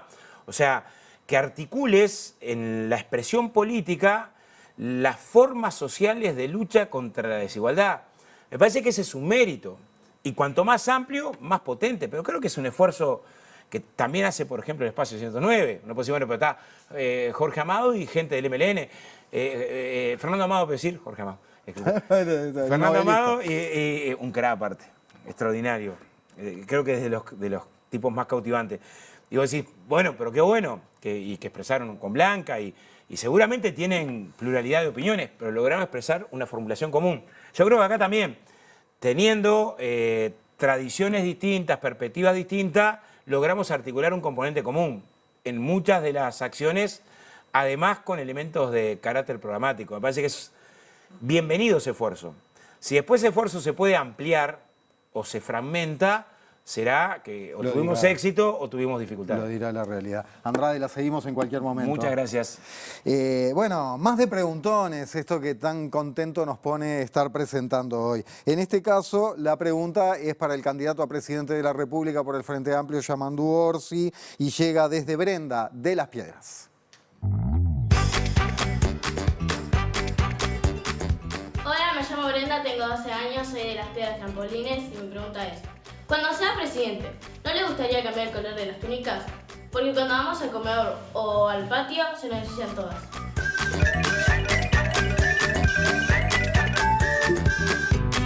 Brenda, a mí la túnica me gusta blanca siempre y cuando vaya con moño. Y la túnica el lunes no es el mismo color que el viernes, ¿viste? Va cambiando de colores. La túnica del viernes es maravillosa porque es multicolor. Y el lavarropa hace milagro. Ahora sí.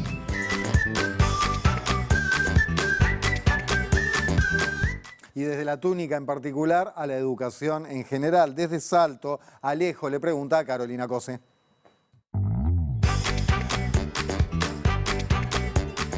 Hola, mi nombre es Alejo, soy de Club Tabla de Salto, tengo 10 años y le tengo una pregunta. ¿Por qué para ustedes es importante que nosotros los niños recibamos una buena educación?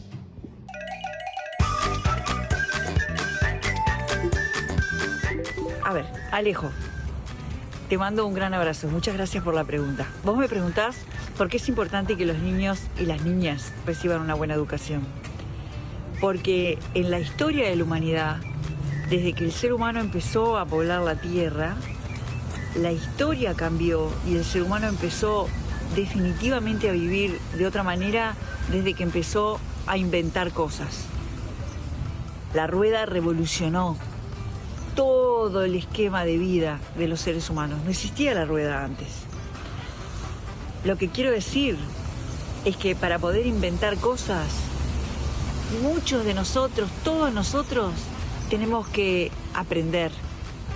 Y porque aprender, además de servir para inventar cosas, nos sirve para aprender a trabajar con otros, a escuchar a otros, a entender despacito que las grandes cosas, mandar un cohete a la luna, o un gran submarino, o el celular más hermoso, esas grandes cosas no las logra una sola persona, se logra de muchas personas.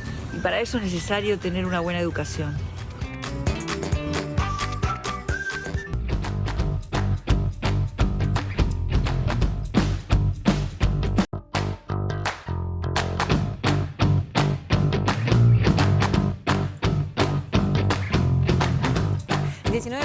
pasan de las 9 de la noche y nos metemos en otro tema. Ahora en la letra chica, otro plebiscito, porque el domingo 27, junto a las elecciones nacionales, se va a plebiscitar también la posibilidad de que existan allanamientos nocturnos, lo cual actualmente está prohibido en Uruguay expresamente en la Constitución, que dice en su artículo 11 que el hogar es un sagrado inviolable, que de noche nadie podrá entrar en él sin consentimiento de su jefe y que de día solo se podrá allanar mediante orden expresa de un juez competente por escrito y en los casos determinados por la ley. Vamos a tener entonces esta noche la voz de Ricardo González, integrante del Sindicato Único de Policías del Uruguay, del SUPU. Buenas noches, Ricardo, gracias por estar. Buenas noches, un gusto para mí estar compartiendo unos minutos con ustedes.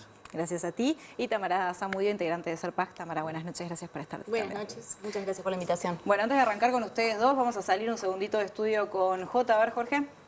Sí, señora, nos vamos con JP Juan Pablo Rodríguez aportando desde la calle, como es su estilo en este programa, a propósito de este tema. ¿Dónde andás, JP? Muy buenas, querido.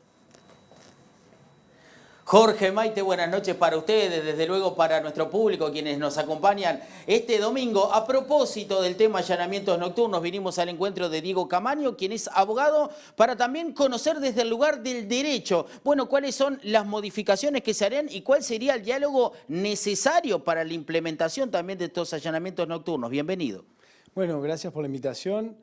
La propuesta de reforma básicamente es habilitar a que en horas de la noche la policía puede ingresar a un hogar a realizar un procedimiento policial. Eso, bueno, es, digamos, la Constitución protege al hogar, sobre todo en horas de la noche, impidiendo que un juez pudiera librar una orden de allanamiento para ingresar. Y la reforma lo que busca es, en definitiva, un retroceso en ese derecho que todos tenemos a la paz en el hogar durante la noche. Diego, en cuanto al procedimiento policial, ¿se va a modificar algo? ¿Es necesario que haya una mesa de diálogo entre el Ministerio del Interior, la Asociación Civil? ¿Cómo se va a proceder en ese caso? Lo primero es que la policía no quiere, y creo que con razón, se está oponiendo, digamos, a esta medida porque implica un riesgo enorme para el personal policial, porque necesitaría de una capacitación especial que no ha sido explicada, en qué términos se daría, necesitaría un equipamiento también especial y en horas de la noche, evidentemente, el que está en mejor posición, en todo caso, es más el delincuente que el policía. ¿Qué sucedería en casos, por ejemplo, ya que se ingresa a un lugar de manera violenta, un domicilio, de que haya víctimas como pueden ser niños, pueden ser vecinos, que no estén puntualmente en este foco del allanamiento? ¿Qué va a pasar? ¿Va a ser responsable el policía? ¿Va a responder el Ministerio del Interior? ¿Eso está claro? Y bueno, sí, son el tipo de preguntas que la población debería hacerse, ¿no? Porque evidentemente en horas de la noche, en los hogares hay niños. Bueno, hay un barrio que en la noche tiene una dinámica totalmente distinta a la que es en el día y donde el riesgo que se genera no solamente para ese hogar, sino, como bien decís, para los vecinos, para la zona, en un ingreso nocturno, es enorme. Entonces, a ver, se dice que esto va a ser una medida más, que esto no va a solucionar el problema, y pareciera que es un argumento muy débil para decir vamos a reformar la Constitución para tener una herramienta más que no va a mover la aguja. Desde las garantías como ciudadanos, hablemos de derechos humanos, también ¿en qué otros ámbitos van a ser vulnerados los derechos humanos de la población en este sentido? A ver, toda la normativa de derechos humanos, en primer lugar, tiene una protección especial del domicilio, ¿no? Porque el hogar es un ámbito especial, no es lo mismo que otro tipo de lugares, ¿no? Entonces, desde ese punto de vista ya tiene una protección especial. Y en cuanto a qué tipo de consecuencias pudiera tener respecto de los derechos de las personas, básicamente son estas que estamos hablando y evidentemente podría generar responsabilidades del Estado en la ejecución de una medida que es altamente riesgosa para todo el mundo. En primer lugar, para el personal policial, a quien seguramente se lo va a responsabilizar en la primera línea por ser los que ejecutan este tipo de medidas. Por otro lado, creo que también los fiscales y los jueces deberían ser muy cautelosos, mucho más que con cualquier allanamiento. Un allanamiento no se autoriza así porque sí, hay que fundamentarlo bien, y los jueces me parece que bueno, es mucho más exigente autorizar el ingreso a un hogar en horas de la noche que en horas del día. No estamos habituados a esto, es algo nuevo y bueno, vamos a ver hasta qué punto, si esto llegara a salir, el sistema de justicia puede adaptarse a esta nueva medida. Le hago la última ya para ir redondeando, nos dicen que nos quedan 30 segundos. Le consulto a usted como abogado, ¿cree que se ha dado el diálogo social correspondiente entre fiscales, jueces, la policía, Ministerio del Interior? Yo creo que se necesita un poco más, como digo, más de tiempo y más de un debate más fuerte entre los jueces, los fiscales, los protagonistas, en definitiva, del sistema de justicia. No he escuchado voces del todo claras en un sentido determinado. Me parece que sí, que sería necesario un debate mejor. Muchas gracias. Gracias. Estas fueron las expresiones de Diego Camaño, abogado, acerca del lugar que ocuparía el derecho en este tema. Muy bien, Jota, muchísimas gracias. Y ahora sí, entonces arrancamos con la mesa. Ya Jota ahí en la entrevista planteaba varios de los principales temas que refieren a este plebiscito que busca aprobar estos allanamientos nocturnos. Y quiero arrancar con esto último que él preguntaba sobre el diálogo, ¿no? ¿Cómo han visto el debate que se ha dado en torno a este plebiscito? Porque ya ha estado en otras campañas también, ¿no? Es como algo que constantemente aparece. Sí, e incluso si pensamos, no fue solo parte de la campaña, fue parte de la gestión del actual gobierno en materia de seguridad, porque desde el principio, e incluso cuando se empieza a armar la ley de urgente consideración, no sé si recuerdan, en algún momento se habló de poder incorporarlo dentro de esa ley de urgente consideración. A lo que voy con esto es que desde que la reforma Vivir Sin Miedo fracasa, o sea, no llega a los votos necesarios, desde el gobierno de coalición ha habido una determinación, y en particular el Partido Nacional, en principio con la figura de Larrañaga, posteriormente con quienes lo suceden, de poder habilitar los allanamientos nocturnos de la forma que sea, digamos, ¿no? O sea, se intentaron, y el senador Cambi estuvo haciendo distintas estrategias a lo largo de la gestión del gobierno para tratar de habilitarlo, y desde el Ministerio del Interior hubo un discurso también muy firme en relación a la necesidad de habilitar los allanamientos nocturnos. Es cierto que hoy se le ha bajado un poquito esa categoría, ¿no? Antes se planteaba como algo absolutamente necesario, urgente, y hoy en día se habla de que es una herramienta más, ¿no? Pero bueno, yo creo que ha habido campañas en definitiva, o se ha hablado del tema desde el principio de la gestión de gobierno, y si tomamos incluso la campaña electoral de 2019, desde aquel momento, ¿verdad? Ahora, de ahí a decir que hay un diálogo, que pudimos haber pensado en que haya existido un diálogo donde se hayan tomado en consideración, digamos, las valoraciones de las distintas instituciones, institución policial, institución académica, la sociedad civil organizada, también el sistema de justicia, para trabajar, digamos, sobre esta idea o sobre esta propuesta. Bueno, yo creo que no ha pasado, ¿no? Creo que ha habido una imposición muy fuerte de parte de este gobierno en considerar que eso era algo que tenía que modificarse, el tema de los allanamientos nocturnos, y bueno, después de distintas estrategias, esta es la que termina primando, que es la de la generación de un plebiscito a través de acuerdos entre integrantes de la Asamblea General, es decir, y esto también está bueno mencionarlo, ¿no? Es un plebiscito que no nace de la... firmas. Exacto, no sale de la consideración popular de la ciudadanía a través de las firmas, sino que es, bueno, un acuerdo interpartidario, en este caso, de la coalición de gobierno para ponerlo a consideración. En esto que decía Tamara, Ricardo, respecto a los diálogos o no que se han generado en torno a este tema, ¿ha habido algún diálogo con la institución policial en relación a cuál es la postura que ustedes tienen sobre este plebiscito y sobre los allanamientos nocturnos? Bueno, nosotros creo que lo hemos salido a decir públicamente. Es fundamental el diálogo y que la voz de los trabajadores esté sobre la mesa sobre este tema. Entendemos que es una herramienta más. De hecho, nosotros lo que venimos haciendo desde nuestros sindicatos, que finalizamos hace la semana pasada, es una ronda donde nos reunimos con todos los candidatos de los diferentes partidos de la presidencia, donde entregamos obviamente la plataforma reivindicativa del sindicato, pero uno de los temas centrales donde tratamos fue el tema de los allanamientos nocturnos, que nosotros entendíamos que en caso de aprobarse la voz de los trabajadores debía estar, y que se le dé un marco jurídico y garantías para que los funcionarios policiales puedan desarrollar su función acorde. Entendemos que acorde a esto debe haber una formación, debe haber equipamiento y una mesa, obviamente, donde estén los trabajadores para poder, en caso de aprobarse, desarrollar un marco regulatorio donde le demos esas garantías que nosotros desde el sindicato estamos pidiendo. Camaño, perdón, en la entrevista con Jota decía que de aprobarse este plebiscito implicaría un riesgo enorme para la policía. ¿Ustedes cómo lo ven, siendo que van a estar en primera línea en caso de que se apruebe? Es fundamental lo que te mencionaba recién. La capacitación, el equipamiento. Si se aprueba, sentarse con los trabajadores, sentarse todos los actores, generar un marco regulatorio normativo donde le dé garantías a los funcionarios, que como tú mencionaste recién, son la primera línea, son los que van a estar al frente. Y entonces hoy por hoy lo que nosotros vemos es que está todo en aguas y no tenemos las reglas claras en caso de que se apruebe, de cómo se van a realizar los mismos. ¿Y no tendrían que quizás darse esos elementos antes?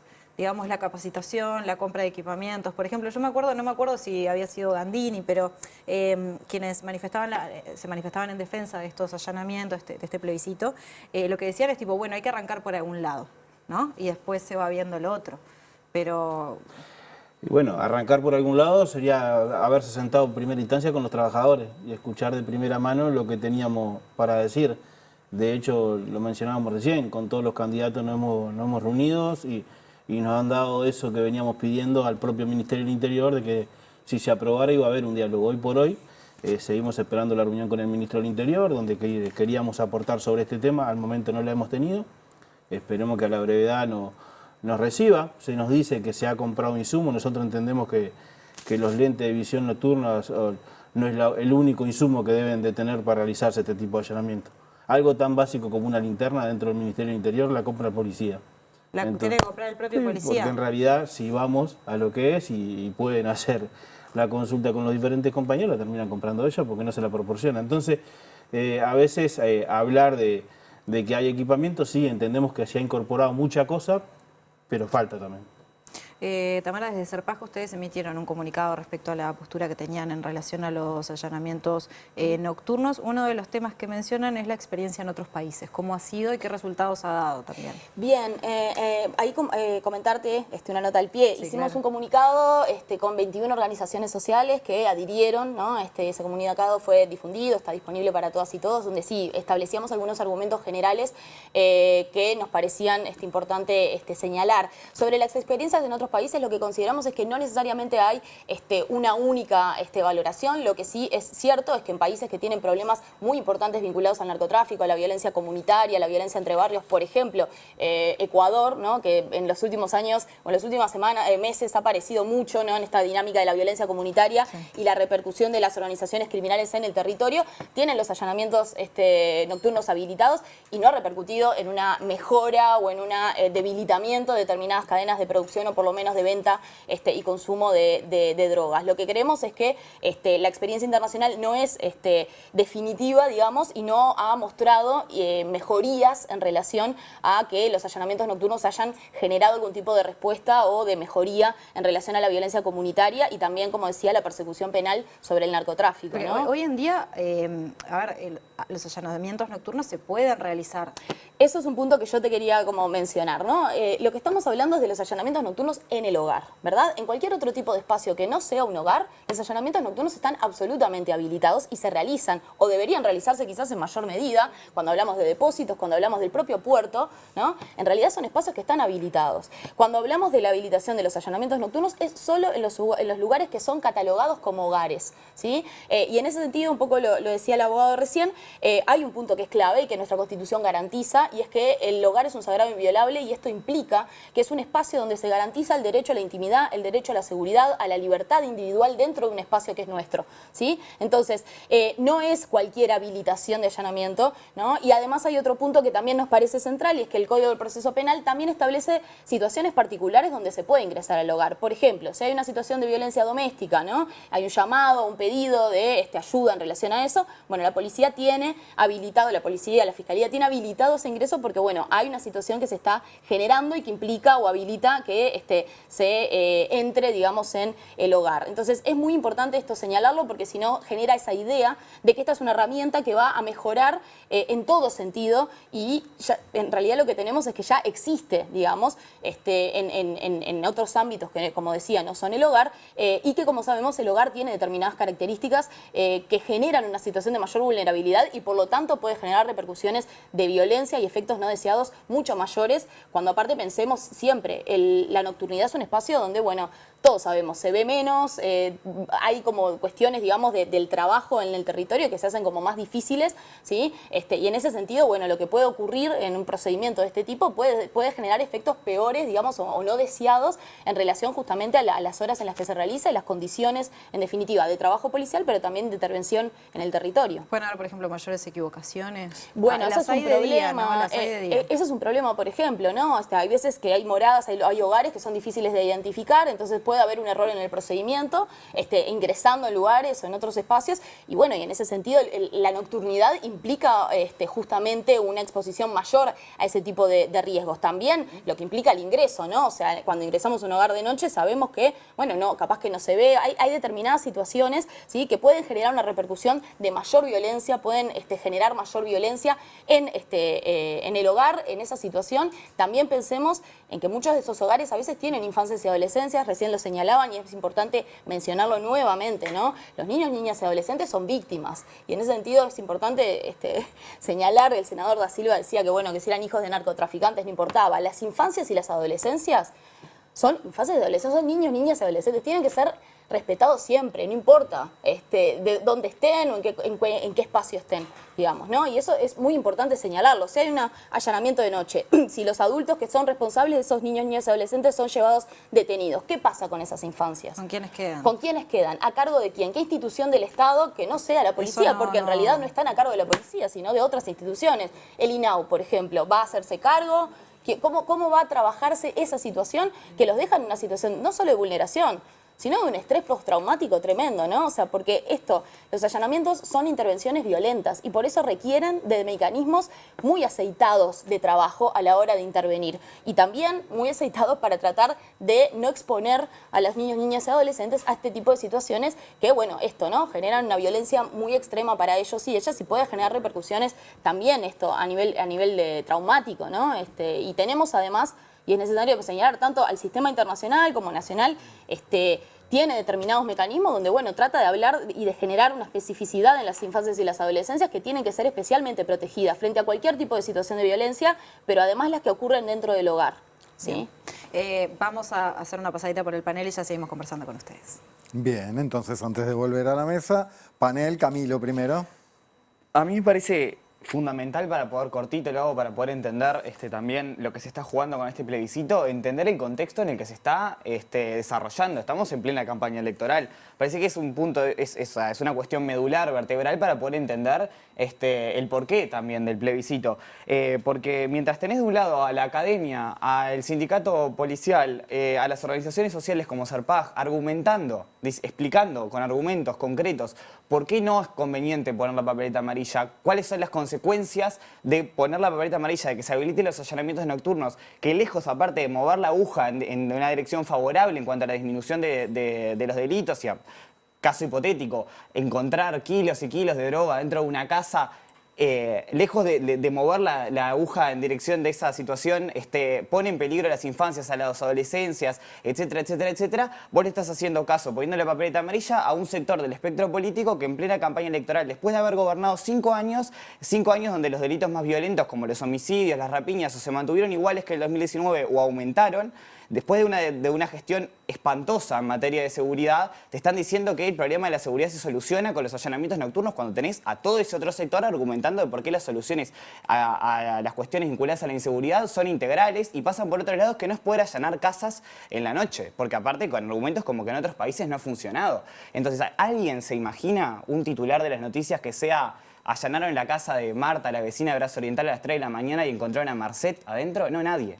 O sea, mientras que tenemos galpones donde sabemos que se guardan cientos de kilos de cocaína, como los que se traficaron durante este último periodo de gobierno con destino a Europa o Norteamérica, pero nunca aparecen los capos dueños de esos cargamentos de droga. Entonces, creo que está más que claro que la solución no pasa por los allanamientos nocturnos. Me parece que es una cuestión de prestar atención a los argumentos y entender el contexto en el que se desarrolla la discusión. A 15 días de una elección, donde otra vez están aplicando la misma estrategia que en el 2019 los llevó a la victoria, que es la estrategia del miedo. Todos vivimos situaciones de inseguridad en nuestra vida cotidiana y es más fácil apelar a convencer a alguien diciéndole que el problema se soluciona allanando las casas de noche que proponer propuestas y soluciones integrales que requieren otro tipo de inversión y de diálogo con la sociedad. Solamente un pequeño matiz y de repente también lo pueden retomar después en la mesa. Muchos de los defensores de la papeleta amarilla han aclarado que para ellos no es la solución, que aporta en el sentido hacia una mejora. Digo, porque también se le critica eso, que dice esto no es la panacea, esto no va a solucionar todo. Y muchos y muchas de quienes lo defienden dicen, no estamos diciendo que solucione todo. Decimos que va a mejorar. Está bien, está perfecto. Lo aclaro porque lo han dicho. Karina. Bueno, adhiero a todo lo que dice este compa y yo voy más que nada por otro lado, sobre las altas tasas de problemas de salud mental dentro de la policía, cómo esto lo incrementaría. Y sobre todo, retomando lo que ya hace un tiempo, y esto es específicamente para el compañero del sindicato, con respecto a ¿siguen siendo necesarias las capacitaciones extras que la policía viene pidiendo? Después del acontecimiento de la muerte del funcionario policial en una práctica, ¿qué fue de la funcionaria mujer que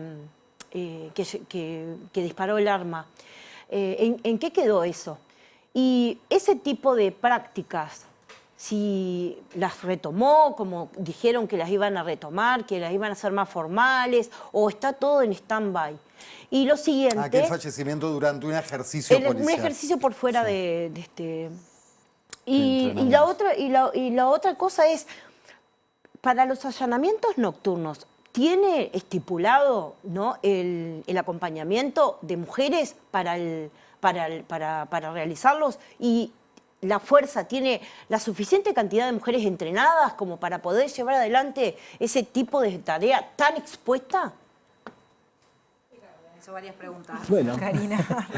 es un poco de todo. Sí. Bueno, vamos por parte. La salud mental dentro de los trabajadores policiales es el gran tema que tenemos. Es una pandemia silenciosa donde tenemos los índices de suicidio más grandes dentro de la población, están dentro de la policía. Este año ya llevamos un número crudo grande y a veces nos cuesta digerirlo para la interna porque no es algo que venimos padeciendo ahora, lo venimos padeciendo de hace varios años.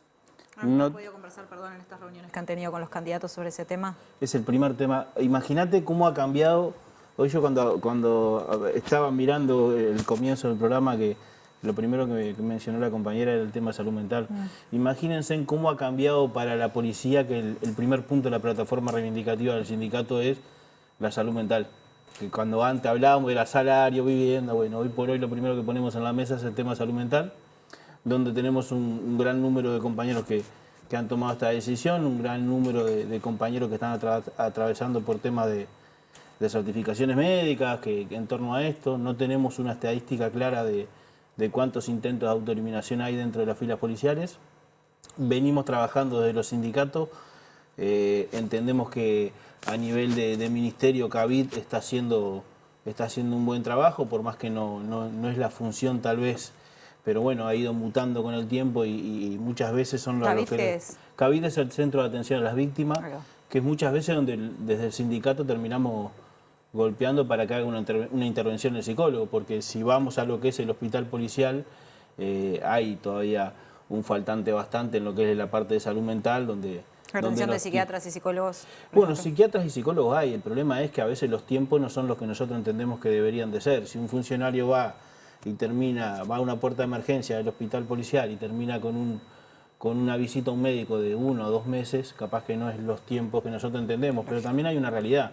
Si salimos de lo que es el área metropolitana, el funcionario policial se atiende en lo que es los CAS departamentales, pero tiene una mutualista. Entonces, el CAS departamental no hace el seguimiento que nosotros entendemos. Lo único que hace es te revalida la certificación médica y ese funcionario que termina con una certificación médica prolongada queda como alejado y no tiene a alguien que le haga un seguimiento, que esté cerca en estos momentos difíciles. Y bueno, es algo que venimos trabajando bastante, que entendemos que se ha avanzado, pero falta muchísimo más. Y que es la pandemia silenciosa que tenemos los funcionarios. Después con el tema del compañero de Fabricio, no es de nuestro sindicato donde se realizó el tema del curso. Obviamente que conocíamos al compañero, lo conocíamos de muchos años y entendemos que es una desgracia. La pérdida del compañero y la situación que está viviendo la compañera, que obviamente no la está pasando para nada fácil. Seguramente... ¿Cuál es la situación de la compañera? Porque el otro ya se murió, pero digo ella, ¿cómo está? La situación de la compañera está formalizada. Lo que hemos tenido públicamente, porque en realidad no es lo que hemos sabido, que está formalizada con una prisión domiciliaria y seguramente no tengo idea todavía cuál es la fecha que tienen de audiencia, pero a la brevedad será. Pero no deja de ser una desgracia para las dos partes, ¿no?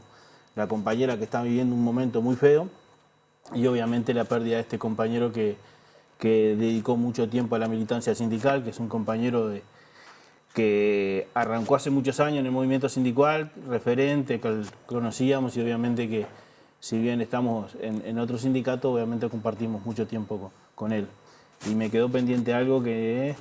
Sobre los cursos, si el ministerio pautó hacer los cursos esos que se solicitan, y no son última, porque necesarios. tenemos que seguir para el próximo tema. Los cursos de formación, nosotros entendemos que es fundamental que el ministerio siga capacitando el personal. Digo el ministerio, no los sindicatos. El ministerio, la formación, si queremos funcionarios más profesionales, para profesionalizarte, siempre se tiene que innovar en este tema y siempre se tiene que seguir capacitando. Ni que hablar si sale de este plebiscito. Muchísimas gracias. Tamara, un minuto para cerrar. Nada, bien, pensar que tenemos que pensar estrategias más integrales del abordaje del problema de seguridad, que allanamientos nocturnos es una propuesta, perdón, que lo que intenta es espectacularizar determinadas intervenciones que son poco efectivas, porque recordemos, los allanamientos son para obtener prueba y creemos que hay mecanismos muchísimo menos costosos en relación a las implicancias de violencia y de exposición a la violencia que genera el allanamiento nocturno y la obtención de prueba, que es en definitiva lo que se quiere hacer. Hay otras estrategias de investigación que pueden ser muchísimo más efectivas. Los allanamientos nocturnos reproducen la violencia, la espectacularizan, ¿no? Y tiene muy pocos efectos en los resultados que se pretenden. Además de que ataca la cadena más débil de la persecución del narcotráfico, donde las organizaciones criminales se manejan y tienen un poder económico y recursos que están orientados en otros lugares, y los hogares o la venta, porque además pensamos siempre en determinados hogares y determinados barrios. Entonces sabemos que eso se va a reproducir en determinados territorios cuando hay otros donde la investigación penal debería dirigirse, ¿sí? Que existen determinados marcos de poder, digamos, que son en definitiva los que terminan articulando y generando este tipo de prácticas o de existencia de hogares o de ventas en el hogar. Entonces creemos que es necesario dar un debate mucho más integral, mucho más abarcativo y profundo y exhaustivo sobre cómo combatir determinadas formas de violencia, pero los allanamientos nocturnos no hacen sino reproducirla y problematizarla todavía muchísimo más para los policías, para la ciudadanía en general y para todos y todas. Tamara Zamudio, muchísimas gracias. Gracias. Bien, y nosotros los invitamos a seguir con preguntones. A ver, ¿quién nos toca ahora? Mateo. Mateo le hizo la siguiente pregunta al candidato a la presidencia por el Partido Nacional, Álvaro Delgado.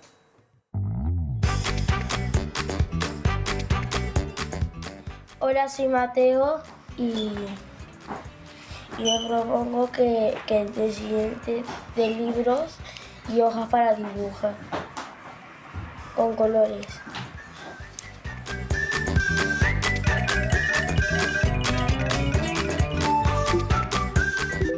Buena idea, Mateo. Capaz que el tema de la canasta de materiales cuando empieza la escuela, las escuelas públicas pueden incluir hojas, colores y algún libro para los gurises. Me parece que es una linda idea, la vamos a estudiar.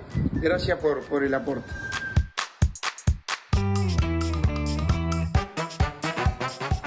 Y ahora seguimos con Ana de Las Piedras, que le preguntó lo siguiente a Valeria Ripoll.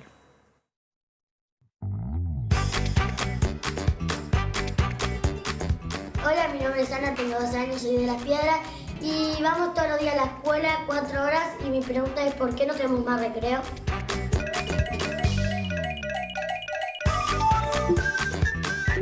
Hola Ana, ¿cómo estás?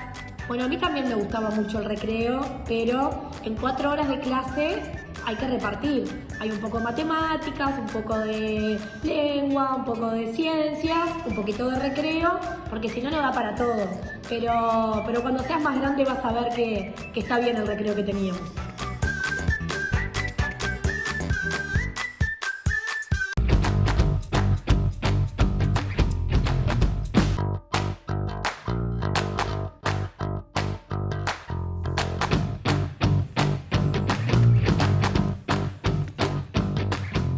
Y a esta hora, para variar, a falta de 6 minutos para las 10 de la noche, mucho para hablar y poco tiempo, tanto así como 6 minutos.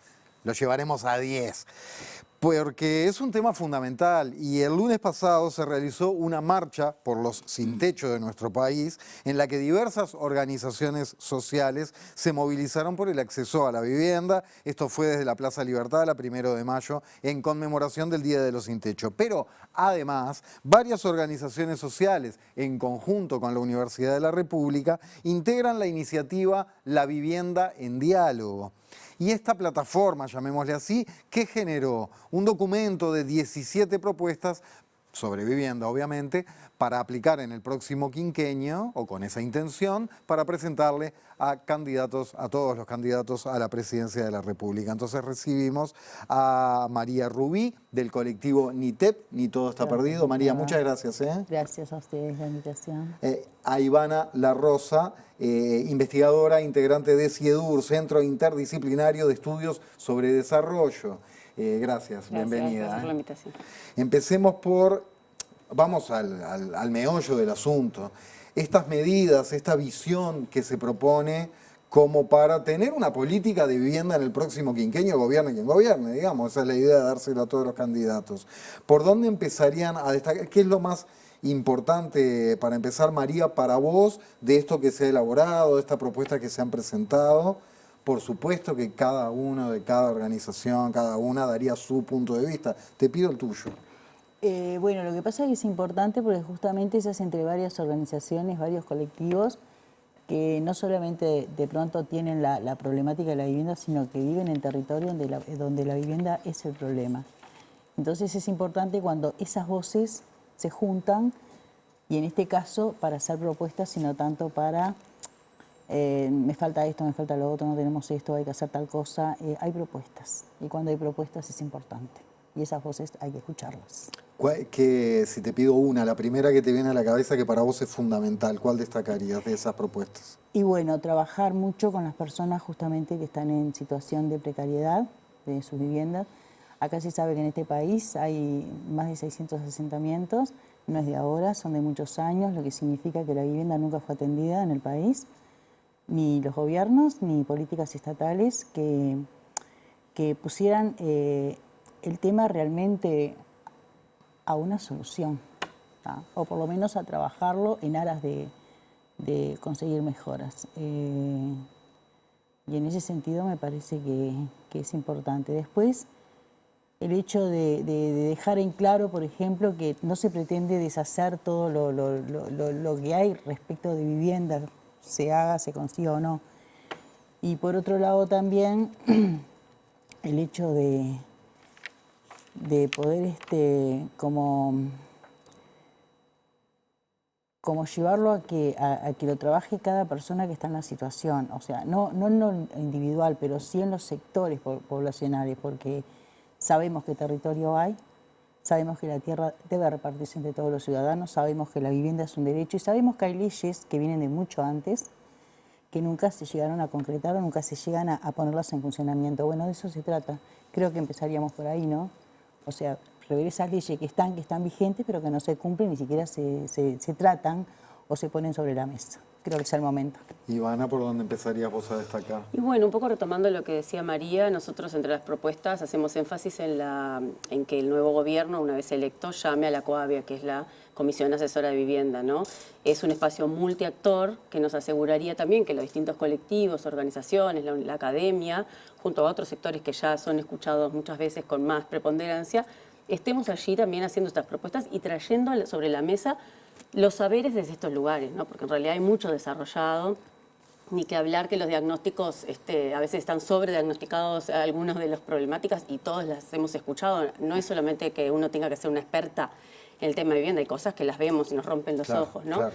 Entonces, en definitiva, creemos que bueno, eso es una primer cuestión en la convocatoria a la COAVI que nos aseguraría eso, ¿no? Una participación diversa de actores que tenemos cuestiones para traer sobre la mesa, para aportar y empezar a generar una discusión más sustantiva en los distintos otros puntos. Dicho sea de paso, la COAVI es la Comisión Asesora de Vivienda que existe por ley, Exacto. que fue convocada las últimas veces en 2005, 2010 y 2015 y no fue convocada en 2020.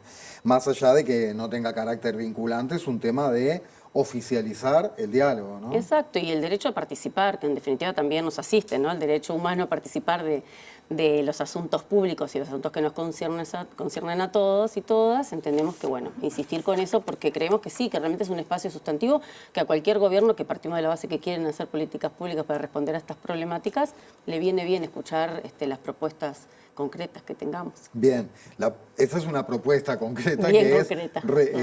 es convocar a la COAVI. rehabilitar el funcionamiento Exacto. ese, ¿no? Volver a funcionar y volver a dialogar con el gobierno que sea. Ahora, una segunda que quieras destacar. Son 17, no las vamos a tocar todas. Por eso estoy pidiendo destaques. Sí, por un lado, nosotras, bueno, también un poco lo mencionaba María, a veces sabemos que existen distintas políticas, distintas herramientas que se aplican, pero también vemos que a veces falta integralidad, que con los mismos incluso recursos o herramientas se puede hacer mucho más. Entonces, esas cosas que a veces están como compartimentos estancos en la política pública tiene que solucionarse. Entonces, bueno, que las políticas sean pensadas de una integralidad diferente nos va a ayudar a mejorar los impactos positivos. ¿Integralidad en qué sentido? Organizar lo que hay para no superponer. Y bueno, o a veces en miradas... Transversalizar. A veces hay miradas que son desde un sector, pero no se integra el enfoque de género o generaciones, no se integra el tema de los cuidados al pensar una vivienda, no se integra lo productivo y lo reproductivo. A veces cuando pensamos soluciones habitacionales en los asentamientos, por ejemplo, donde históricamente ha habido políticas de generar la vivienda, la infraestructura, pero también hay que pensar qué hace la población en estos distintos lugares. Tienen emprendimientos muchas veces o viven de una determinada actividad que tiene que estar integrada en el diseño de su hábitat. Y volvemos a lo mismo, estas personas tienen que participar porque son las que saben a lo que se dedican. ¿Sabés, Ivana, que cuando venía, Ivana y María, va para los dos esto, cuando veníamos, preparando esta charla con ustedes, veía que una de las propuestas es integrar el tema cuidados en relación a la vivienda. ¿Qué quiere decir esto y cómo se puede integrar? Bueno, por un lado, porque históricamente cuando se piensa la vivienda y la ciudad, se ha dado mayor énfasis o casi exclusivamente a lo productivo, ¿no? Dejando de lado lo reproductivo, que son todos los cuidados, todo lo que hace el sostenimiento de la vida. No existe el mundo productivo si no pensamos en los cuidados, que históricamente ha estado invisibilizado y sobre los hombros de las mujeres mayoritariamente. Entonces, ¿cómo facilitamos que también las mujeres tengan una independencia económica, que puedan desarrollarse como ciudadanas, que el país lo necesita? Es tomando el tema de la dimensión de los cuidados en el diseño de las viviendas, en el diseño de la movilidad de esas mujeres, los trayectos que se hacen por día, los servicios que tienen que estar alrededor de las viviendas, ¿no? Esa ciudad cercana de alguna manera, porque es acceder a, otras cosas que hacen a la vida cotidiana. Y si no tenemos la vida cotidiana en el centro, estamos descuidando un montón de aspectos que siguen sobrecayendo, en este caso en mujeres mayoritariamente, pero también en las familias en sí. Y cuando estás en una situación como puede ser la de precariedad, se te hace mucho más cuesta arriba responder a estas situaciones si no están pensadas desde el vamos. ¿Sobre esto, María? Sobre esto se me ocurre pensar que es un tema muy profundo, de conversar largo y tendido, de llegar a acuerdos, y 10 minutos no alcanzan.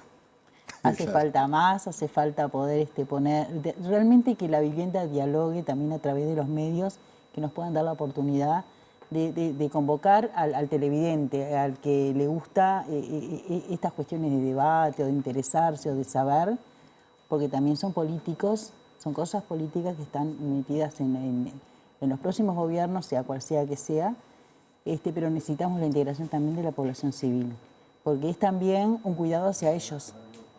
Sobre todo yo que milito en el colectivo NITEP de personas en situación de calle, somos un problema y en realidad tiene que convivir el problema que somos con quienes están en la sociedad. No es erradicarlo hacia un lado, la vivienda es un problema, pero el tema de cuidados es muy necesario en muchos aspectos, no solamente en esa vida cotidiana, sino en las necesidades que tienen muchas personas por el problema de salud mental.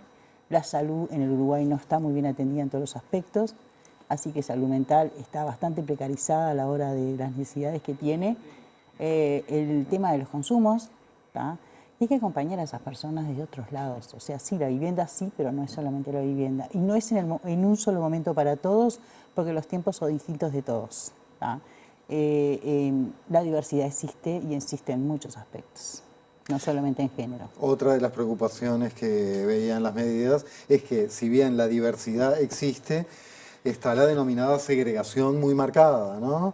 De pobres con pobres, ricos con ricos, clase media con clase media, y ahí se hace muy difícil el intercambio, la movilidad, y vamos, la democracia y la pública felicidad, ¿no?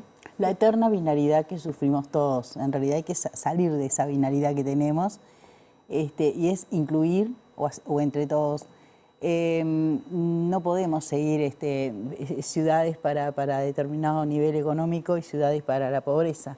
En realidad yo creo que esta cuestión de las viviendas, digamos que es una causante de la pobreza, pero también del trabajo precario, también de las cosas que no se solucionaron, porque es un poco imposible que un sueldo mínimo como el que tienen todos los uruguayos hoy pueda alcanzar para que te pagues un alquiler y sostengas una familia. Y hoy por hoy están las familias monoparentales, que hay que considerarlas, porque no es mamá y un hijo, es mamá y a veces 2 y 3 hijos en situaciones de bastante problema económico, y hay que sostener ese problema, y hay que sostener ese día a día y el trabajo y las horas con los chicos, porque no alcanza con 8 horas en la escuela.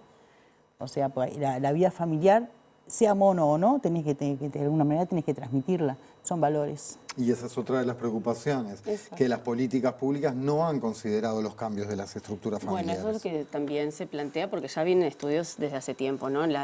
Romper con la idea de familia clásica, también empezar a reconocer los modos de habitar de distintos arreglos, ¿no? Familiares, distintas familias diversas, y cómo responde la vivienda. Y sobre todo recalcar que cuando hablamos de vivienda, no nos referimos al objeto vivienda 4 paredes y un techo, ¿no? Es el derecho a la ciudad, es una vivienda insertada en un contexto, en un barrio, en una ciudad, es el vínculo ciudad con lo rural también. Es acceder a una batería de, digamos, de derechos que no es solo un objeto, digo, porque a veces la gente dice, bueno, es una vivienda y donde sea, no. Para que sea el derecho a la vivienda justamente tiene que ser adecuada, y eso implica una localización adecuada, con acceso a servicios, y por eso también esto de lo que traíamos en la plataforma, que tiene que ver con, bueno, y se vincula con la segregación, el tema del acceso al suelo urbano, que es el suelo servido, el suelo que donde hay políticas aplicadas, donde todos nosotros como sociedad le damos atributos para que tengamos esos servicios. Entonces, es justo y necesario que sea un acceso democrático a la ciudad, donde todas las personas puedan acceder a esos beneficios, y por eso es tan necesario este tipo de plataformas. Nosotros estamos poniendo de relevancia la problemática, ¿no? de un suelo urbano que se hace cada vez más difícil acceder por el mercado, y por eso nosotros decimos la importancia de que hayan políticas públicas, porque en definitiva son las decisiones colectivas que como sociedad tenemos que mandatar, ¿no? Para tener una convivencia adecuada de todas las personas. Algunos accederán por el mercado y otros por otro tipo de políticas, pero en definitiva todos tenemos derecho a acceder a un lugar donde vivir en dignidad y adecuadamente. Ivana La Rosa y María Rubí, nos hacemos cargo y les pedimos disculpas por haber sido tan breve este espacio de hoy. Hemos tratado otras veces el tema, ahora están estas propuestas concretas que ameritará profundizar, así que seguro volveremos sobre el tema vivienda, y esperemos que otro día con más tiempo. Hoy estábamos cargadísimos, lo cual le da dinámica, pero sufre a veces en no poder profundizar tanto. Así que doblemente gracias. Vamos a seguir con esto, y por supuesto cuando se elija el nuevo gobierno vamos a seguir insistiendo, así que vamos a estar ahí. Bueno, les informaremos. Éxito en el diálogo y en el eco que puedan tener los planteos por más felicidad pública y mejor democracia. Muchas gracias. Muchas gracias a ustedes. Estamos cerrando esta edición de La Letra Chica. Estamos cerrando, yo le agradezco muchísimo al panel, y perdón que también nos quedamos sin tiempo, Karina, Camilo, y nosotros nos despedimos, pero queda un programa del gran Ricardo Piñeirúa. ¿Sabes de qué te van a hablar? De Fuerzas Armadas. Quédense en TV Ciudad, nosotros nos volvemos a encontrar el próximo domingo. Y un datito nada más, preguntones, si les interesó, si quieren verlo, que está buenísimo, en la página de TV Ciudad ya hay cositas subidas, así que bueno, si no lo pueden ver también en Paseo Animado de lunes a viernes. Gracias, Arazola. A ti, nos vemos, gracias a ustedes por acompañarnos, muy buenas noches, que descansen. Chao.